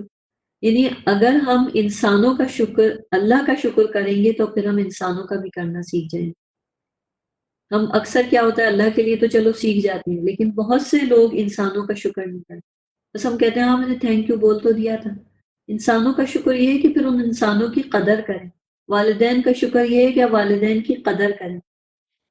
تو میرا اور اپنے والدین کا شکر کر، بالآخر میری ہی طرف لوٹ کر آنا ہے۔ اور اگر وہ دونوں تجھ پہ زور ڈالیں کہ تو میرے ساتھ شرک کرے جس کا تجھے علم نہیں، تو ان کی اطاعت نہ کرنا، اور دنیا میں معروف طریقے سے ان دونوں سے اچھا سلوک کرنا۔ یعنی کنڈیشنل اطاعت ہے کہ اگر وہ ایسا کوئی حکم دے دیں جو اللہ کی اطاعت سے ٹکراتا ہو پھر آپ اوبے نہیں کریں گے، لیکن بیہیویئر پھر بھی اچھا ہی رکھیں گے۔ ماں باپ کی اوبیڈینس ہر حال میں ضروری ہے، لیکن اگر اللہ سے کنٹراڈکٹ ہو رہی ہے تو پھر اوبیڈینس وہاں نہیں ہے، مگر اس وقت بھی بیہیویئر ایٹیٹیوڈ معروف طریقے والا ہے، اور اس شخص کے طریقے کا اتباع کر جو میری طرف رجوع کرتا ہے، پھر میری ہی طرف تمہاری واپسی ہے، پھر میں تمہیں بتاؤں گا جو کچھ تم عمل کیا کرتے۔ اب دیکھیں کتنے مختصر الفاظ میں ماں باپ کی جو کوششیں ہیں ایک بچے کے لیے اس کو پیدا کرنے کی، بڑا کرنے کی، وہ ٹو دا پوائنٹ بتا دیں گے۔ ہم مائیں جب بیٹھتے ہیں نا بچوں کو اپنے احسان جتانے، تو ہم اتنا احسان جتاتے ہیں، تم تھے کیا، تمہیں میں نے کیسے پیدا کیا، کیسے تمہیں سکھایا، تمہیں تو چلنا نہیں آتا تھا، نہانا نہیں آتا تھا، بولنا نہیں آتا تھا، اور وہ جو ہم شروع ہوتے ہیں تو پھر جب تک کہ وہ بچہ جوان نہیں ہو گیا ہم پتہ نہیں کتنی چیزیں گنوا دیتے۔ اس سے کیا ہوتا ہے؟ سامنے والے کے اوپر اثر ختم ہو جاتا ہے ہماری بات۔ تو ٹو دا پوائنٹ بات کریں، جو سب سے امپورٹنٹ بات جیسے اللہ نے بتایا کہ دیکھو یہ تمہارے ماں باپ کے احسانات ہیں جو تم کبھی نہیں چکا سکتے، تو اس لیے تم ان کے ساتھ حسن سلوک کرو۔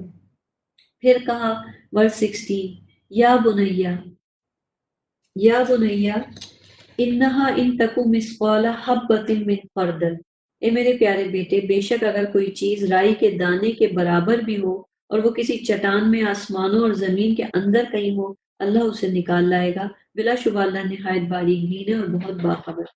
اب اوپر اللہ تعالیٰ کا حق دینا سکھایا، اس کے بعد ماں باپ کا حق دینا سکھایا، اور زکوٰۃ کی جو اوپر بات آئی تھی، مطلب ایک پرسنالٹی ڈیولپ کر دی۔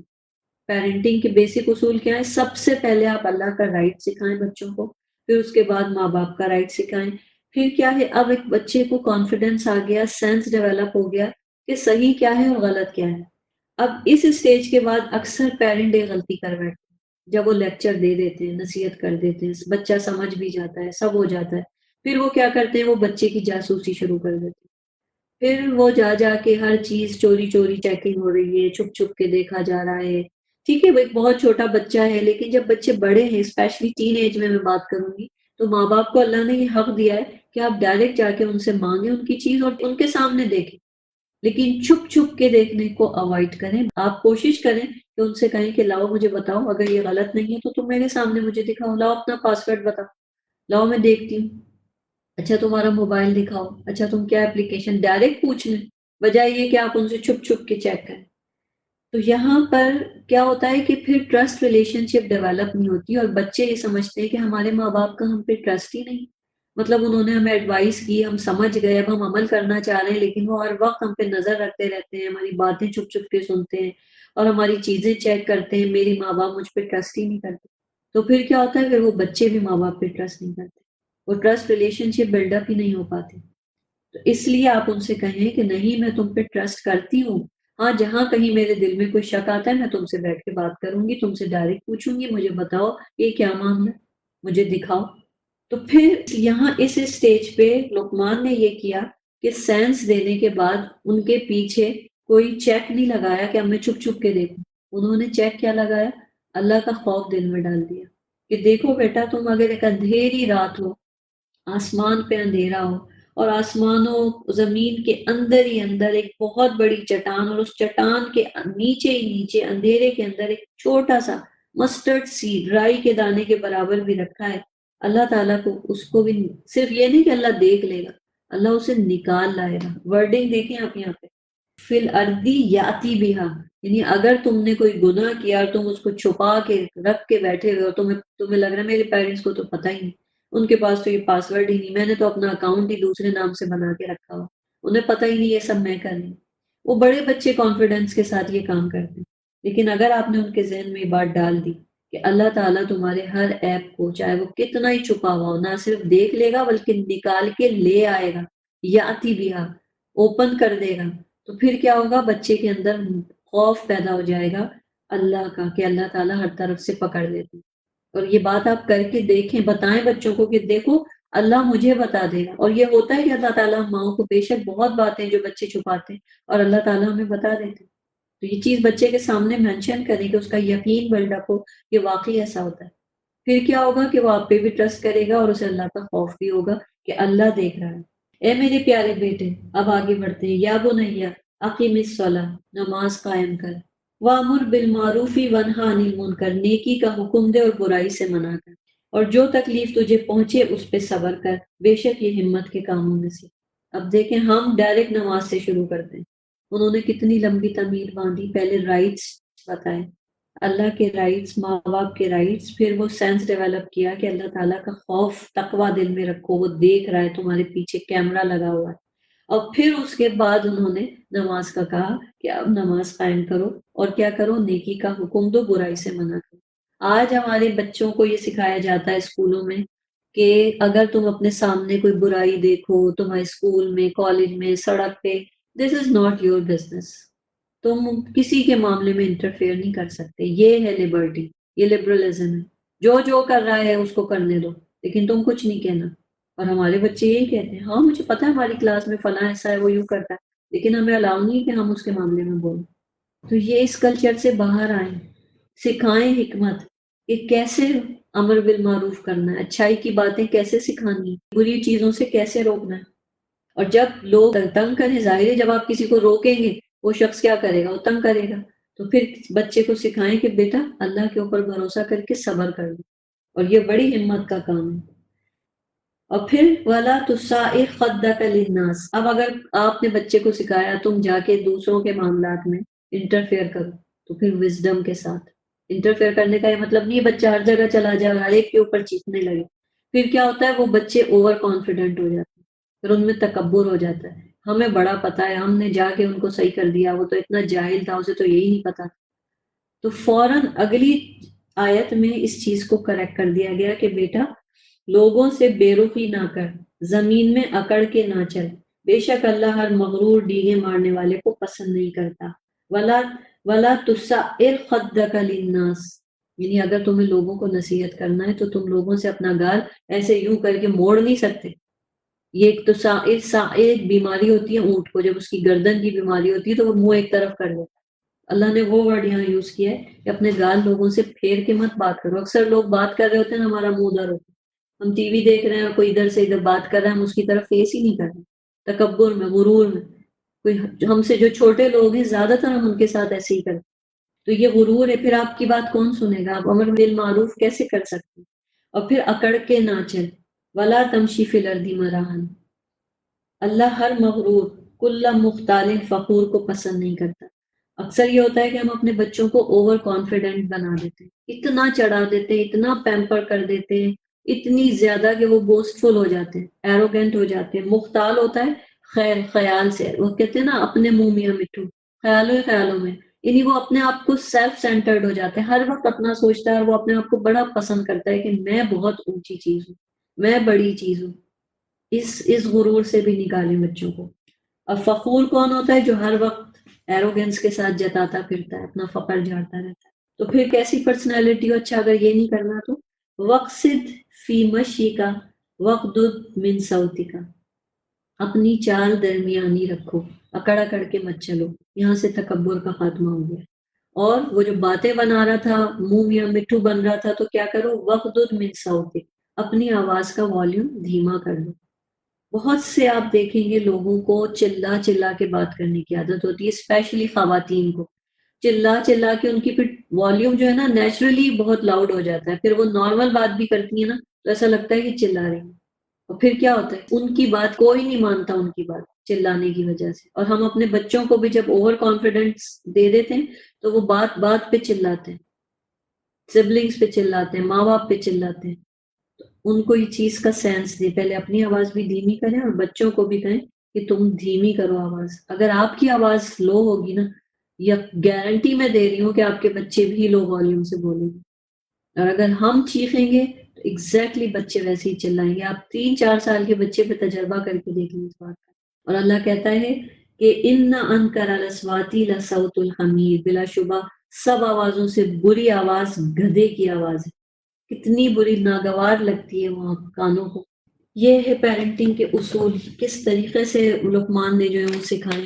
اگر ہم اس طریقے سے اپنے بچوں کو بچپن سے ہی ایسے شروع کر دیں تو کیا بات ہے. اور اگر بچپن میں نہیں بھی کیا تو ابھی بھی چانس ہے. یوتھ کو بھی سمجھانا آسان ہے، ہماری یوتھ بہت سمجھدار ہے، ان کی نالج بہت زیادہ ہے. ایسا نہیں ہے کہ وہ قرآن کو نہیں سمجھ سکتے، ہم سے بہتر طریقے سے سمجھ سکتے ہیں، لیکن ہمارا سمجھانے کا انداز ایسا ہونا چاہیے جو لقمان حکیم کا تھا. ورس 20، کیا تم نے دیکھا نہیں کہ بے شک اللہ نے جو کچھ آسمانوں میں اور جو کچھ زمین میں ہے تمہارے کام میں لگا دیا، اور اس نے تم پر اپنی ظاہری اور چھپی نعمتیں پوری کر دی.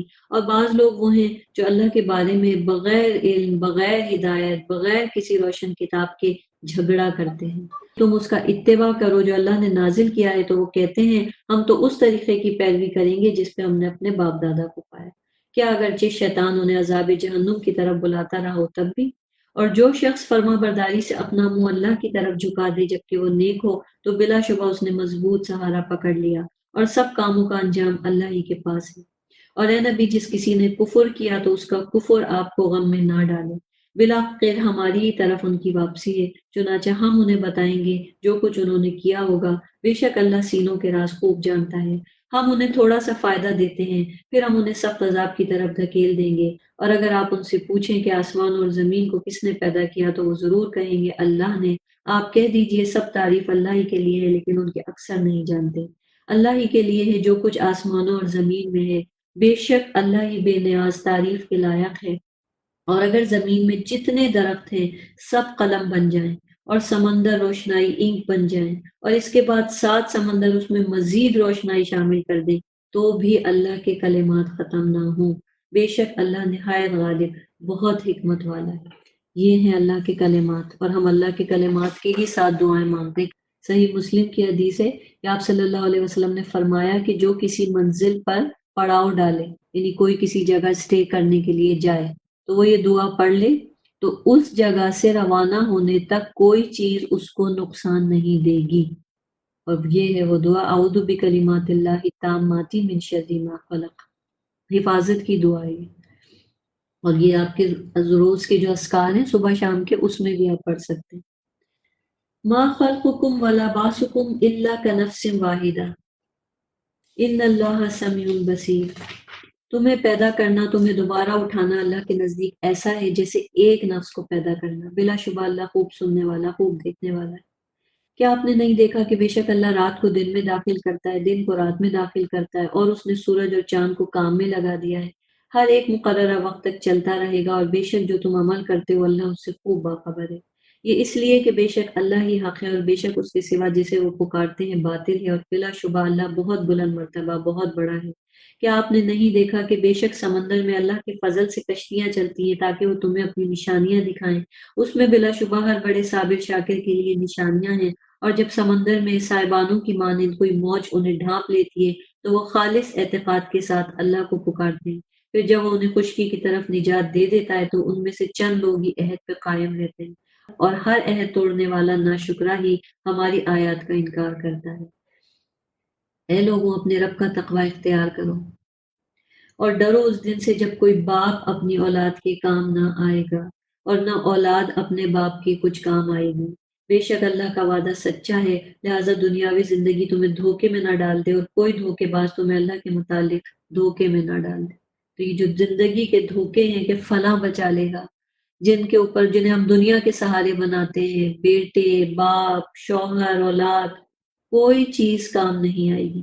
بے شک قیامت کا علم اللہ ہی کے پاس ہے، اور وہی بارش نازل کرتا ہے، اور وہی جانتا ہے جو ماؤں کے پیٹوں میں ہے، اور کوئی نہیں جانتا کہ وہ کل کیا کام کرے گا، اور کوئی نہیں جانتا کہ وہ کس زمین میں مرے گا۔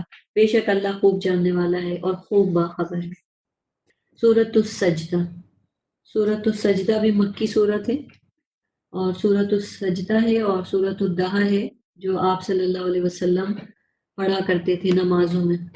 فجر کی جو جمعے کے دن جو فجر کی نماز ہوتی ہے، میں نے آپ کو بتایا تھا اس میں طویل صورتیں پڑھی جاتی ہیں، تو سورہ سجدہ اور دہر جو ہے وہ فجر میں پڑھا کرتے تھے۔ الف لام میم تنزیل الکتاب لا ریب فیہ من رب العالمین۔ اس میں کوئی شک نہیں کہ اس کتاب کا نزول رب العالمین کی طرف سے ہے۔ کیا وہ کہتے ہیں کہ نبی نے اسے خود گھڑ لیا ہے؟ نہیں، بلکہ وہ آپ کے رب کی طرف سے حق ہے، تاکہ آپ ان لوگوں کو ڈرائیں جن کے پاس آپ سے پہلے کوئی ڈرانے والا نہیں آیا، شاید کہ وہ ہدایت پائیں۔ اللہ وہ ہے جس نے آسمانوں اور زمین کو اور جو کچھ ان کے درمیان ہے 6 دن میں پیدا کیا، پھر وہ عرش پہ مستوی ہوا۔ اس کے سوا نہ تمہارا کوئی دوست ہے نہ کوئی سفارشی، کیا پھر تم نصیحت نہیں پکڑتے؟ وہی آسمان سے زمین تک سارے معاملے کی تدبیر کرتا ہے۔ پھر ایک دن جس کی مقدار تمہارے شمار کے مطابق 1000 سال ہے، وہ معاملہ اوپر اس کے پاس جاتا ہے۔ یدبر الامر من السماء الى الارض ثم یعرج الیہ فی یوم کان مقدارہ 1000 سنہ مما تعدون، یعنی اللہ کے پاس ایک دن 1000 سال کے برابر ہے۔ اب یہ چیز اس وقت تو سمجھ نہیں آتی ہوگی، لیکن آج آپ کو تو سمجھ میں آنی چاہیے کہ ہر پلانٹ پہ دن چینج ہے۔ ہمارے پاس زمین اپنا ایک راؤنڈ پورا کرتی ہے تو 24 آورس ہو جاتے ہیں، تو ہمارا ایک دن ہو جاتا ہے کتنے 24 آورس میں، لیکن باقی پلانٹس پہ ایسا نہیں ہوتا۔ اگر مرکری پہ چلے جائیں تو مرکری پہ جو ایک دن ہے وہ ہمارے 58 ڈیز کے برابر ہے، یعنی جب ہمارے 58 ڈیز کمپلیٹ ہو جاتے ہیں تو مرکری پہ ایک دن کمپلیٹ ہوتا ہے۔ اسی لیے ہر پلانٹ کا الگ الگ سائیکل ہے، اور اسی لیے یہاں پہ بات کہی گئی۔ لیکن یہاں یہ کہا جا رہا ہے جس میں اوپر جاتا ہے۔ اوپر کیا جاتا ہے؟ اوپر ہمارے اعمال جاتے ہیں، فرشتے ہمارے اعمال اوپر لے کے جاتے ہیں۔ اسی لیے وہ حدیث آتی ہے، میں پڑھ لیتی ہوں، صحیح مسلم کی حدیث ہے کہ آپ صلی اللہ علیہ وسلم نے فرمایا ہر پیر اور جمعرات، یعنی ہر منڈے اور تھرسڈے کو بندے کے اعمال اللہ کو پیش کیے جاتے ہیں۔ اللہ اس دن ہر اس بندے کو معاف کر دیتا ہے جو اللہ کے ساتھ شرک نہیں کرتا، سوائے اس آدمی کے جس کے اور اس کے بھائی کے درمیان ناراضگی ہو، عداوت ہو۔ کہا جاتا ہے کہ ان کا معاملہ پینڈنگ، مؤخر کر دو، حتیٰ کہ یہ دونوں آپس میں بات کر لیں، صلح کر لیں۔ ان کا معاملہ مؤخر کر دو حتیٰ کہ یہ دونوں صلح کر لیں۔ تو یہ کتنی خطرناک بات ہے، اسی لیے نا کہ 3 دن سے زیادہ اپنے بھائی سے ناراض مت ہو، تو صلح کر لو اور معاملے کو ختم کر دو۔ کیوں کیا ہوتا ہے؟ کیونکہ جو اعمال آپ کے اوپر لے کے جا رہے ہیں فرشتے، وہ معاملہ پینڈنگ ہو جاتا ہے۔ وہ مدبر ہی چھپے اور ظاہر کا جاننے والا، نہایت غالب اور خوب رحم کرنے والا ہے، جس نے ہر چیز جو بھی پیدا کی اچھے طریقے سے بنائی، اور اس نے تخلیق انسان کی ابتدا مٹی سے کی، پھر اس کی نسل ایک حقیر پانی کے جوہر نطفے سے چلائی، پھر اس کے اعضاء کو درست کیا، اس میں اپنی روح پھونکی، اس نے تمہارے کان، آنکھیں اور دل بنائے، تم کم ہی شکر کرتے ہو۔ اور ان لوگوں کافروں نے کہا، کیا جب ہم زمین میں گم ہو جائیں گے تو کیا ضرور ہم نئی پیدائش میں ظاہر ہوں گے؟ نہیں، بلکہ وہ تو اپنے رب کی ملاقات کے منکر ہیں۔ قُلْ يَتَوَفَّاكُم مَلَكُ الْمَوْتِ الَّذِي وُكِّلَ بِكُمْ ثُمَّ إِلَىٰ رَبِّكُمْ تُرْجَعُونَ۔ کہہ دیجئے تمہیں موت کا فرشتہ فوت کرتا ہے جو تم پہ مقرر کیا گیا ہے، پھر تم اپنے رب کی طرف لوٹائے جاؤ گے۔ کاش آپ دیکھیں جب مجرم اپنے رب کے حضور سر جھکائے ہوں گے، وہ کہیں گے، ہمارے رب، ہم نے دیکھ لیا، ہم نے سن لیا، لہٰذا ہمیں واپس بھیج کہ ہم نیک عمل کریں، بے شک ہم یقین کرنے والے ہیں۔ اور اگر ہم چاہتے تو ہم ہر شخص کو اس کی ہدایت دے دیتے، لیکن میری طرف سے قول وعدہ ثابت ہو گیا کہ میں جہنم کو جنوں اور انسانوں سب سے ضرور بھروں گا۔ یہ بھی اللہ تعالیٰ نے چیلنج دیا کہ اللہ کو کوئی پرواہ نہیں کہ جہنم انسانوں اور جنوں سے بھر جائے۔ چنانچہ تم عذاب چکھو، اس لیے کہ تم نے اپنے اس دن کی ملاقات بھلائے رکھی۔ بے شک آج ہم نے بھی تمہیں بھلا دیا، اور جو برے عمل تم کرتے تھے ان کی وجہ سے تم ہمیشہ کا عذاب چکھو۔ ہماری آیتوں پہ صرف وہی لوگ ایمان لاتے ہیں جب انہیں ان کے ساتھ نصیحت کی جاتی ہے تو وہ سجدے میں گر پڑتے ہیں، اور وہ اپنے رب کی حمد کے ساتھ پاکیزگی بیان کرتے ہیں، اور وہ تکبر نہیں کرتے۔ یاد رکھیں کہ جس میں تکبر نہیں ہوگا وہ اتنا ہی جھکا ہوگا، وہی اتنے سجدے کرے گا۔ ان کے پہلو بستروں سے الگ رہتے ہیں، وہ اپنے رب کو خوف اور امید سے پکارتے ہیں، اور جو ہم نے انہیں رزق دیا اس میں سے وہ خرچ کرتے ہیں۔ یہ ہیں وہ لوگ جو اللہ سے ڈرتے ہیں۔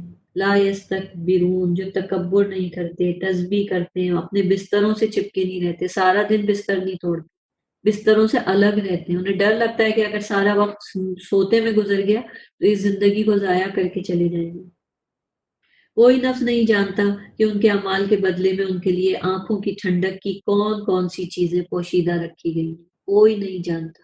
اللہ تعالیٰ نے آج تک یہ چیز، ہم جنت کے بارے میں پڑھتے تو ہیں لیکن اس کے باوجود ہمیں نہیں معلوم، ہم امیجن ہی نہیں کر سکتے ان سب چیزوں کو، اتنا چھپا کے اللہ نے رکھا ہے۔ کیا پھر مومن ایسے ہو سکتا ہے جیسے فاسق؟ وہ کبھی برابر نہیں ہو سکتے۔ لیکن جو لوگ ایمان لائے، انہوں نے نیک عمل کیے، ان کے لیے رہنے کے باغ ہیں، ان اعمال کے بدلے میں مہمانی ہے جو وہ کرتے تھے۔ لیکن جن لوگوں نے نافرمانی کی، ان کا ٹھکانہ آگ ہے۔ جب بھی وہ ارادہ کریں گے کہ وہ اس سے نکلیں تو انہیں اسی میں لوٹا دیا جائے گا، اور ان سے کہا جائے گا اس آگ کا عذاب چکھو جسے تم جھٹلاتے تھے۔ وَلَا نُذِيقَنَّهُم مِّنَ الْعَذَابِ الْأَدْنَىٰ دُونَ الْعَذَابِ الْأَكْبَرِ لَعَلَّهُمْ يَرْجِعُونَ۔ اور ہم آخرت کے بڑے عذاب سے پہلے انہیں دنیا کا چھوٹا عذاب ضرور چکھائیں گے۔ یہ جو آج ہمیں بڑے بڑے عذاب لگتے ہیں نا، اللہ کہتا ہے یہ دنیا کے چھوٹے عذاب ہیں، یہ تو کچھ بھی نہیں ہے، اصل عذاب تو آخرت کا ہے۔ اور ہم یہ چھوٹے عذاب ضرور چکھائیں گے تاکہ وہ ہماری طرف رجوع کریں، تاکہ وہ دنیا میں ہی توبہ کر لیں، دنیا میں ہی لوٹ آئیں۔ ملک الموت جب آئے گا روح نکالنے کے لیے، اس سے پہلے پہلے دنیا میں ہی تکلیف اٹھا کے معافی مل چکی ہوگی۔ یہ ہے فائدہ، اس لیے اللہ دنیا میں عذاب دکھاتا ہے، سزا دیتا ہے۔ اور اس شخص سے زیادہ ظالم کون ہے جسے اس کے رب کی آیات کے ساتھ نصیحت کی گئی پھر اس نے منہ موڑا؟ یقیناً ہم مجرموں سے انتقام لینے والے ہیں۔ اور بلا شبہ ہم نے موسیٰ کو کتاب دی، لہٰذا اے نبی آپ اس کی ملاقات کے متعلق شک میں نہ رہیں۔ ہم نے اس تورات کو بنی اسرائیل کے لیے ہدایت بنایا، جب انہوں نے صبر کیا تو ہم نے ان میں کچھ ایسے رہنما بنائے جو ہمارے حکم سے رہنمائی کرتے تھے، اور وہ ہماری آیات پہ یقین رکھتے تھے۔ کل نصارہ کی تعریف ہوئی تھی، آج یہود کی تعریف ہو رہی ہے۔ بلا شبہ آپ کا رب ہی روز قیامت ان کے مابین اس کا فیصلہ کرے گا جس میں وہ اختلاف کرتے تھے۔ کیا ان پہ واضح نہیں ہوا کہ ہم نے ان سے پہلے کتنی امتیں ہلاک کی جن کے گھروں میں اب وہ چلتے پھرتے ہیں؟ بے شک اس میں عظیم نشانیاں ہیں، کیا پھر وہ سنتے نہیں؟ کیا انہوں نے دیکھا نہیں کہ بے شک ہم پانی کو بنجر زمین کی طرف بہا لے جاتے ہیں، پھر ہم اس کے ذریعے کھیتی نکالتے ہیں، اس سے ان کے چوپائے اور وہ خود بھی کھاتے ہیں، کیا پھر وہ غور نہیں کرتے؟ اور وہ کہتے ہیں اگر تم سچے ہو تو بتاؤ یہ فیصلہ کب ہوگا؟ کہہ دیجئے فیصلے کے دن کفر والوں کو ان کا ایمان لانا نفع نہیں دے گا، نہ انہیں مہلت دی جائے گی۔ چنانچہ آپ ان سے منہ پھیر لیں اور انتظار کریں، بے شک وہ بھی انتظار کر رہے ہیں۔ سورۃ الاحزاب۔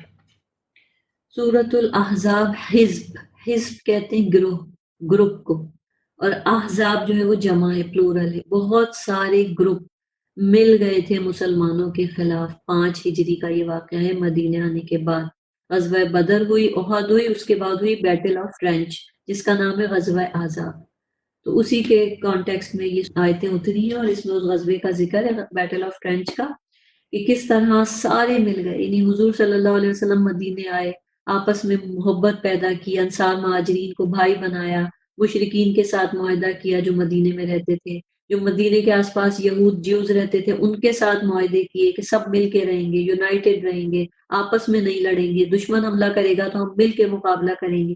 لیکن ہوا کیا کہ سارے جو دشمن تھے، ایون کہ ان کی جن سے معاہدے کیے تھے، یہود سے، مشرکین سے، سب جا کے مکہ والوں سے مل گئے۔ ادھر سے قریش آ گئے، ادھر سے آس پاس کے عرب کے جو قبائل تھے، بنو قطفان، وہ آ گئے، ادھر سے یہود اور جیوس کے جو قبیلے تھے، بنو قریظہ، وہ آ گئے۔ یعنی ایسا پلاننگ کی تھی زبردست قسم کی کہ سب نے مل کے اٹیک کیا کہ اب تو اسلام کا ٹوٹل خاتمہ ہو جائے، ایسے طریقے سے۔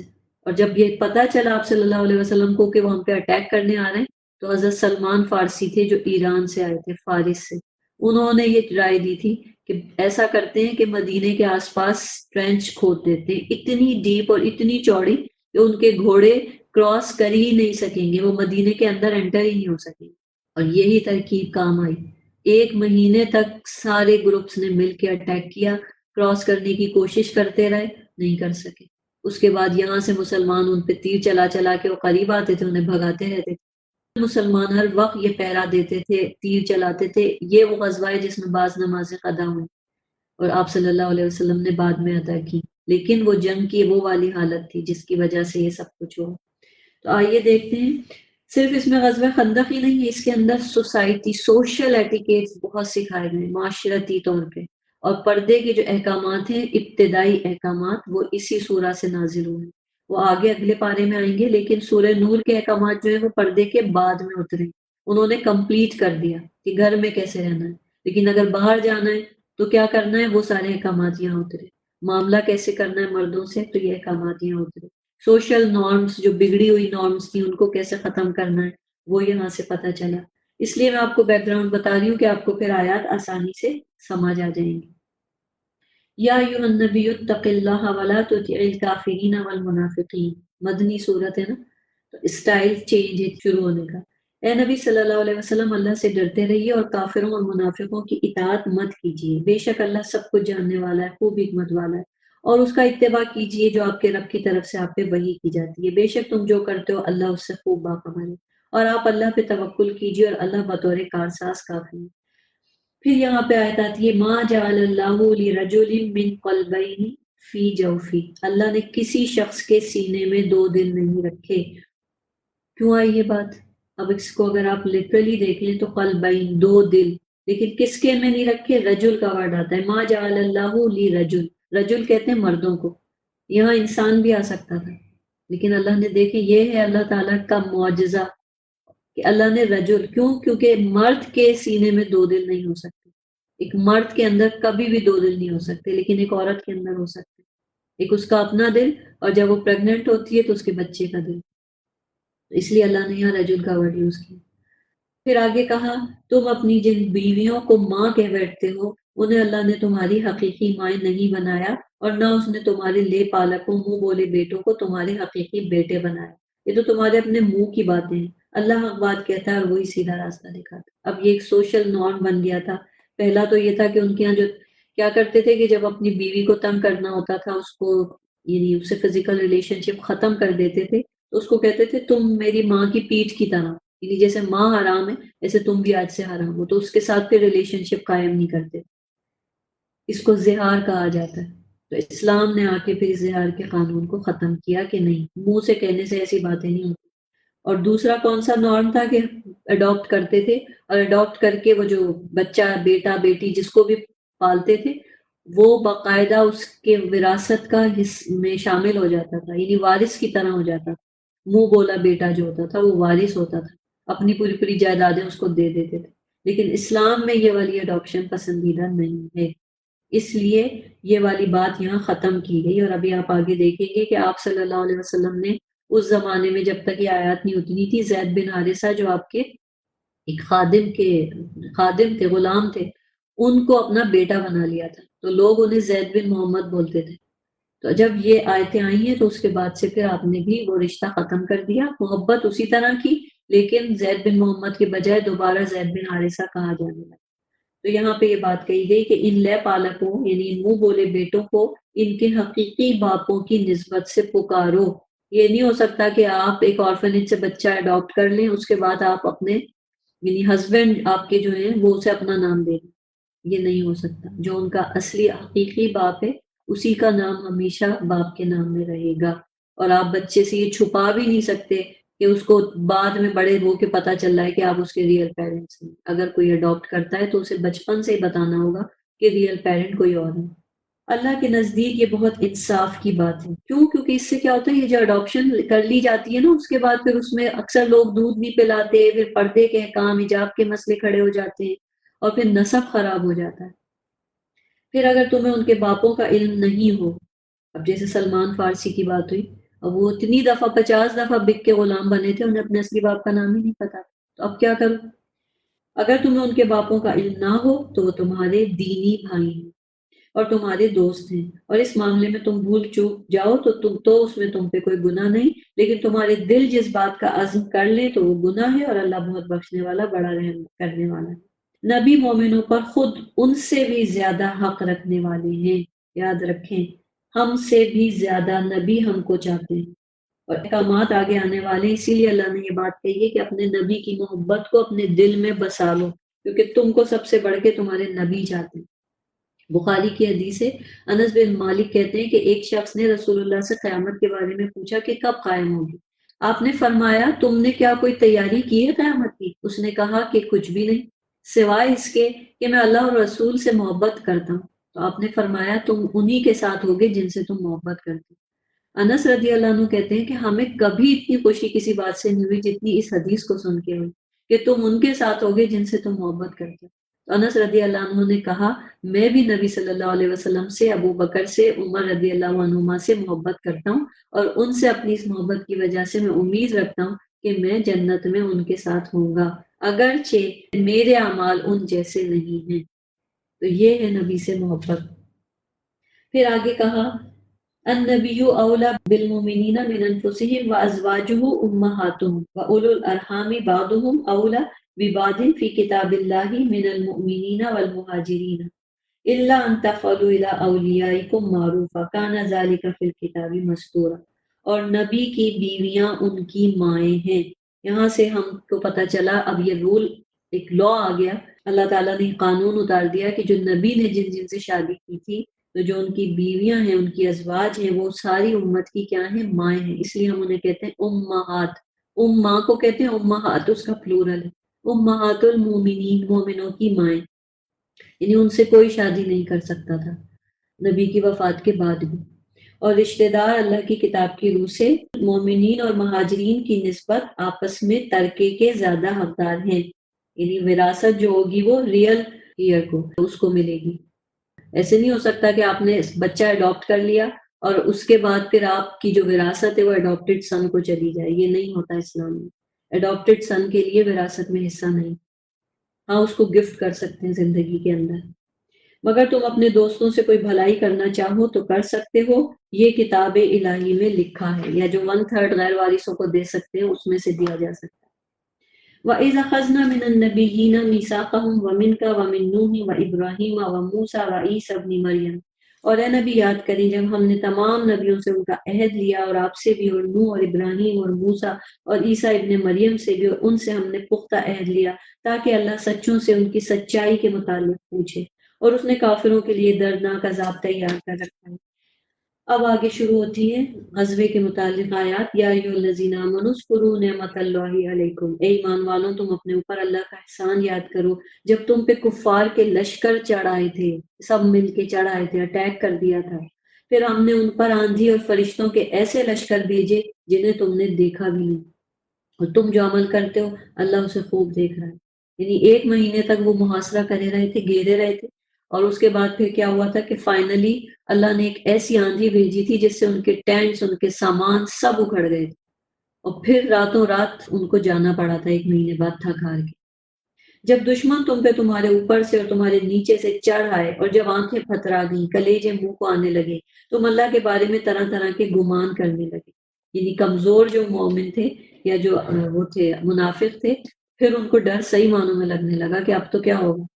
وہاں مومن آزمائے گئے اور شدت سے ہلا مارے گئے، یہ تھا امتحان۔ یعنی اتنے سارے گروپ بنا کے سارے کنٹریز اگر کسی ایک کنٹری کے اوپر اٹیک کر دیں تو اس بیچارے کا کیا حال ہوگا۔ اور جب منافق اور جن لوگوں کے دلوں میں مرض تھا وہ کہہ رہے تھے اللہ اور اس کے رسول نے ہم سے محض دھوکے کا وعدہ کیا تھا، اب انہوں نے کہا کہ یہ دیکھو اللہ کی تو مدد ہی نہیں آ رہی، یہاں تو سب ہم پہ چڑھ کے آ گئے، اور نبی کہتے تھے کہ اللہ بچائے گا۔ منافقوں نے پھر یہ باتیں پروپیگیٹ کرنا شروع کر دی۔ جب ان میں سے ایک گروہ نے کہا اے اہل یثرب، آج تمہارے لیے لشکر کے ساتھ ٹھہرنے کا موقع نہیں، لہٰذا تم لوٹ جاؤ، اور ان میں سے ایک گروہ نے نبی سے اجازت مانگی، کہتے تھے بے شک ہمارے گھر غیر محفوظ ہیں، حالانکہ وہ گھر غیر محفوظ نہیں تھے، وہ تو جنگ سے بھاگنا چاہتے تھے۔ تو منافقوں نے پھر وہی آ کے ایکسکیوزز کیے اور اہل یثرب کہہ کے پکارا۔ یثرب جو ہے وہ مدینہ کا پرانا نام تھا دور جاہلیت کا، اور حضور صلی اللہ علیہ وسلم نے اسے ختم کر دیا تھا۔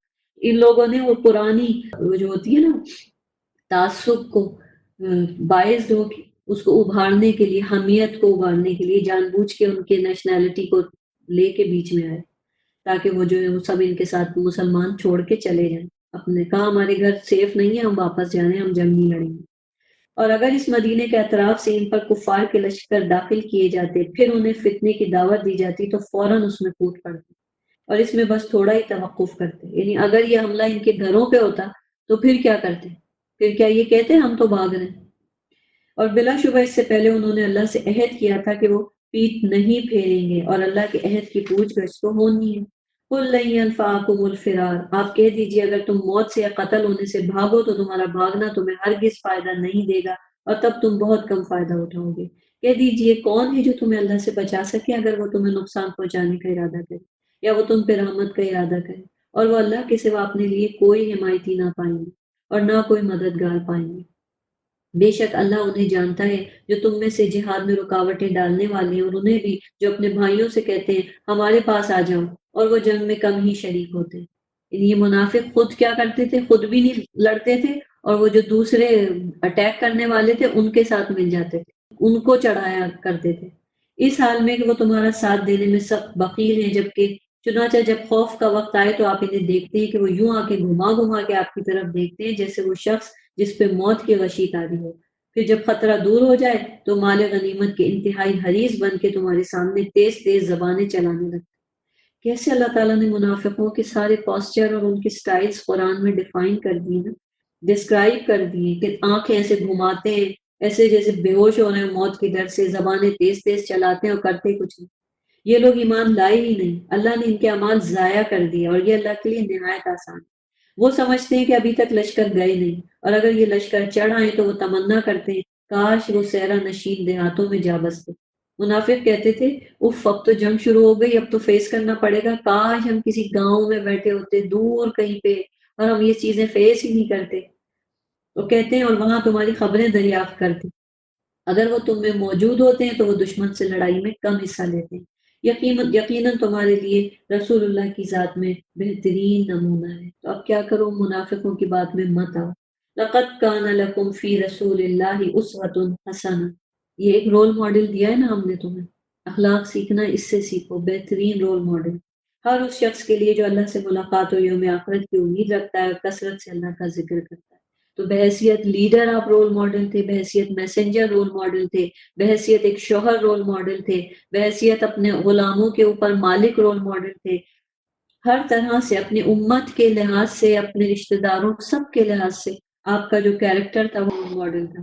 اور مومنوں نے جب لشکر دیکھے تو کہا یہ تو وہی ہے جس کا اللہ اور اس کے رسول نے ہم سے وعدہ کیا تھا، اور اللہ اور اس کے رسول نے سچ کہا تھا، اور اس چیز نے ان کے ایمان اور فرما برداری کو زیادہ کر دیا۔ منافقوں کی آنکھیں گھومنے لگی موت کے ڈر سے، اور مسلمانوں نے کہا ہاں یہ تو ہوگا، اللہ نے وعدہ کیا تھا کہ یہ سب اللہ ایسے ہی ٹیسٹ کرے گا۔ ان کا ایمان اور بڑھ گیا۔ مومنوں میں سے کچھ لوگ وہ ہیں جنہوں نے اللہ سے جو عہد کیا تھا وہ سچ کر دکھایا، چنانچہ ان میں سے بعض نے اپنا عہد پورا کیا۔ جیسے بعض نے کہا تھا کہ ہمیں بدر نہیں ملی، ہم احد میں نہیں لڑ سکے، ہمیں جب بھی موقع ملے گا شہید ہونے کا ہم سامنے آئیں گے، تو انہوں نے وہ کر دکھایا۔ اور ان میں سے بعض منتظر ہیں اور انہوں نے عہد میں کوئی تبدیلی نہیں کی، اور بعض یہ کہتے تھے کہ اگر تب نہیں شہادت ملی تو کوئی بات نہیں، اب تیار، تاکہ اللہ سچوں کو ان کی سچائی کی جزا دے اور منافقوں کو اگر چاہے تو عذاب دے یا ان کی توبہ قبول کرے۔ یقیناً اللہ بہت مغفرت والا، نہایت رحم کرنے والا۔ تو ایک مومن کی پہچان یہ ہے کہ وہ چاہے جنگ ہو، چاہے کوئی بھی زندگی کا معاملہ ہو، وہ موت سے نہیں ڈرتا۔ جب اسے نظر آنے لگتا ہے کہ اگر اس کی موت شہادت ہے تو وہ بے خوف ہو جاتا ہے۔ اور غزوہ احزاب میں اللہ نے کافروں کو ان کی ناکامی کے غصے میں لوٹا دیا، وہ کوئی فائدہ حاصل نہیں کر سکے، اور اس لڑائی میں اللہ مومنوں کے لیے کافی ہو گیا، اور اللہ بڑی قدرت والا ہے، نہایت غالب ہے۔ اور اہل کتاب میں سے جن لوگوں نے کافروں کی مدد کی، اہل کتاب کون تھے اس وقت؟ جیوس تھے، بنو قریظہ کا قبیلہ تھا، مسلمانوں کے ساتھ معاہدہ کر چکا تھا، مسلمانوں کے الائز میں سے تھا، لیکن جب اٹیک ہوا تو کافروں کے ساتھ جا کے ہوئی۔ تو جن لوگوں نے کافروں کی مدد کی تھی انہیں اللہ نے ان کے قلعوں سے اتارا۔ اب جب جنگ خندق ختم ہو گئی، مسلمان جیت گئے، ختم ہوئی ہے، حضور صلی اللہ علیہ وسلم گھر آئے، غسل کر رہے ہیں، جبریل آ گئے۔ جبریل نے کہا ہم فرشتوں نے اپنے ویپنز نہیں اتارے، آپ نے کیسے اتارے؟ اور ابھی چلیں اور ان بنو قریظہ کا خاتمہ کریں جنہوں نے آپ کے ساتھ غداری کی ہے، یہ ٹریٹر ہیں۔ تو اسی وقت پھر مسلمان گئے، اور یہ بنو قریظہ اپنے قلعوں میں رہتے تھے، ان میں چھپ گئے جا کے، اور ان کے دلوں میں اللہ نے رعب ڈال دیا۔ تم ان کے ایک گروہ کو قتل کر رہے تھے اور دوسرے گروہ کو قیدی بنا رہے تھے، اور اللہ نے تمہیں ان کی زمینوں اور ان کے گھروں اور ان کے اموال اور زمین کا وارث بنا دیا جسے تمہارے قدموں نے روندا نہیں، اور اللہ عرش پہ خوب قادر۔ بالآخر یہ لوگ بھی ہار گئے، اپنے قلعوں میں ان کا محاصرہ ہوا۔ اب آگے آیت آتی ہے ورس 28 میں، آپ صلی اللہ علیہ وسلم کی ازواج سے متعلق یہ آیت ہے، یا ایھا النبی قل لازواجک ان کنتن تردن الحیاۃ الدنیا وزینتها فتعالین امتعکن واسرحکن سراحا جمیلا۔ یہ کننا اور ہننا جو ہے بیسیکلی فیمنن صیغے ہیں، اس لیے یہاں پہ بات ہو رہی ہے اے نبی اپنی بیویوں سے کہہ دیجئے اگر تم دنیا کی زندگی اور اس کی زینت چاہتی ہو تو آؤ میں تمہیں کچھ سامان دوں اور تمہیں بھلے طریقے سے رخصت کر دوں۔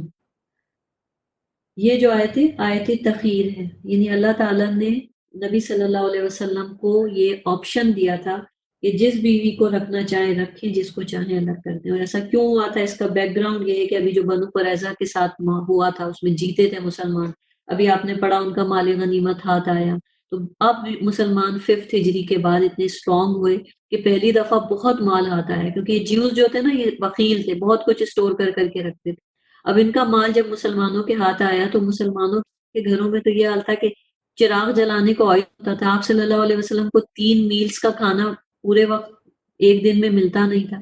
تو ازواج نے آ کے جب آپ نے وہ مال سب کو بانٹا تو ازواج نے آ کے کہا کہ اب ہمارا بھی جو آپ نے ایک حصہ بنا رکھا ہے اس میں تھوڑا اضافہ کر دیں ہمارے خرچے میں گھر کے۔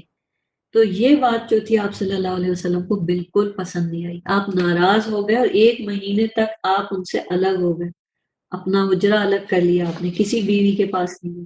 حضرت عمر کی حدیث آتی ہے کہ حضرت عمر کو کسی نے آ کے کہا کہ وہ تمہاری بیٹی کو طلاق دے دی نبی نے، حضرت حفصہ حضرت عمر کی بیٹی جو تھی وہ آپ صلی اللہ علیہ وسلم کے عقد میں تھی، اور کہا ساری بیویوں کو طلاق ہو گئی۔ حضرت عمر سخت پریشان ہو کے بھاگے، اور آپ سے پوچھا تو آپ نے کہا کہ نہیں میں نے طلاق نہیں دی، لیکن یہ کہ حضرت عمر نے کہا اچھا میں سمجھتا ہوں کہ وہ بیویاں آپ کو تنگ کرنے لگی، اور حضرت عمر نے کہا کہ جب ہم مکہ میں تھے تو اس وقت ہم عورتوں کو دبا کے رکھتے تھے، اب جب ہم مدینے میں آئے یعنی کہ اسلامک اسٹیٹ قائم ہوئی ہے تو یہ عورتیں شوہروں کو دبانے لگی، اور انہوں نے اپنی بیٹی سے کہا حفصہ سے تم بھی نبی کو تنگ کرتی ہو؟ تو انہوں نے کہا کہ ہاں اکثر ہم نبی سے ہم بھی ناراض ہو جاتے ہیں۔ تو اس کے اوپر آپ صلی اللہ علیہ وسلم یہ ساری باتیں سن رہے تھے، آپ بہت ہنسے مسکرائے آپ۔ اصلی بات کیا تھی کہ یعنی اللہ نہ کرے آپ کی ازواج کوئی بدتمیزی نہیں کر رہی تھی، ایک جائز مطالبہ کر رہی تھی کہ جب سارے مسلمانوں کو اب حالات اچھے ہوئے ہیں اور ان کا کچھ بڑھ رہا ہے راشن، ہمارا بھی تھوڑا سا بڑھا دیں کہ گھر میں چراغ جلے، 3 وقت یا 2 وقت کا کھانا ڈھنگ سے پکے۔ لیکن آپ صلی اللہ علیہ وسلم اس چیز پہ اس لیے ناراض ہوئے کیونکہ وہ نبی کی بیویاں تھیں، اور اللہ نے نبی کو دنیا کی زینت کے لیے نہیں بھیجا تھا کہ تم انجوائے کر لو۔ اس کے متعلق ایک حدیث ہے، عائشہ رضی اللہ عنہ کہتی ہیں کہ رسول اللہ میرے یہاں تشریف لائے تو ایک نرم گدا، ایک نرم سا میٹریس دیکھا، پوچھنے لگے یہ کیا ہے؟ تو میں نے کہا اللہ کے رسول، ایک انصاریہ عورت آئی تھی، اس نے آپ کا بستر دیکھا تو وہ یہ مجھے گفٹ کر کے چلی گئی، فرمایا اسے واپس کر دو۔ لیکن حضرت عائشہ کہتی ہے میں نے واپس نہیں کیا کیونکہ وہ مجھے پسند تھا، میں نے واپس نہ کیا، یہ مجھے پسند تھا کہ میرے گھر میں رہے۔ لیکن آپ صلی اللہ علیہ وسلم نے 3 دفعہ عائشہ سے کہا اللہ کی قسم ہے عائشہ، اگر میں چاہوں تو اللہ سونے اور چاندی کے پہاڑ میرے ساتھ چلا دے۔ یعنی کیا مشکل تھا، کتنی تو آفرز مکہ والوں نے دی تھی، لیکن آپ صلی اللہ علیہ وسلم کا مشن دین تھا، اپنی زندگی سے ایک سنت قائم کرنی تھی۔ منع نہیں کیا آپ نے مومنین کو، لیکن آپ کا گھرانہ جو تھا وہ ایک رول ماڈل تھا۔ اسی لیے کہا گیا کہ تم عام عورتوں کی طرح نہیں ہو، تم مائیں ہو امت کی، اور تم ایسے فرمائشیں کرو گی تو پھر باقی عورتوں کا کیا ہوگا؟ تو آپ ناراض ہو گئے اور 1 مہینے تک آپ الگ رہے، اور اس کے بعد پھر اللہ تعالیٰ نے آپ کو یہ اختیار دیا تو آپ اپنی بیویوں کے پاس آئے، سب سے پہلے حضرت عائشہ کے پاس آئے۔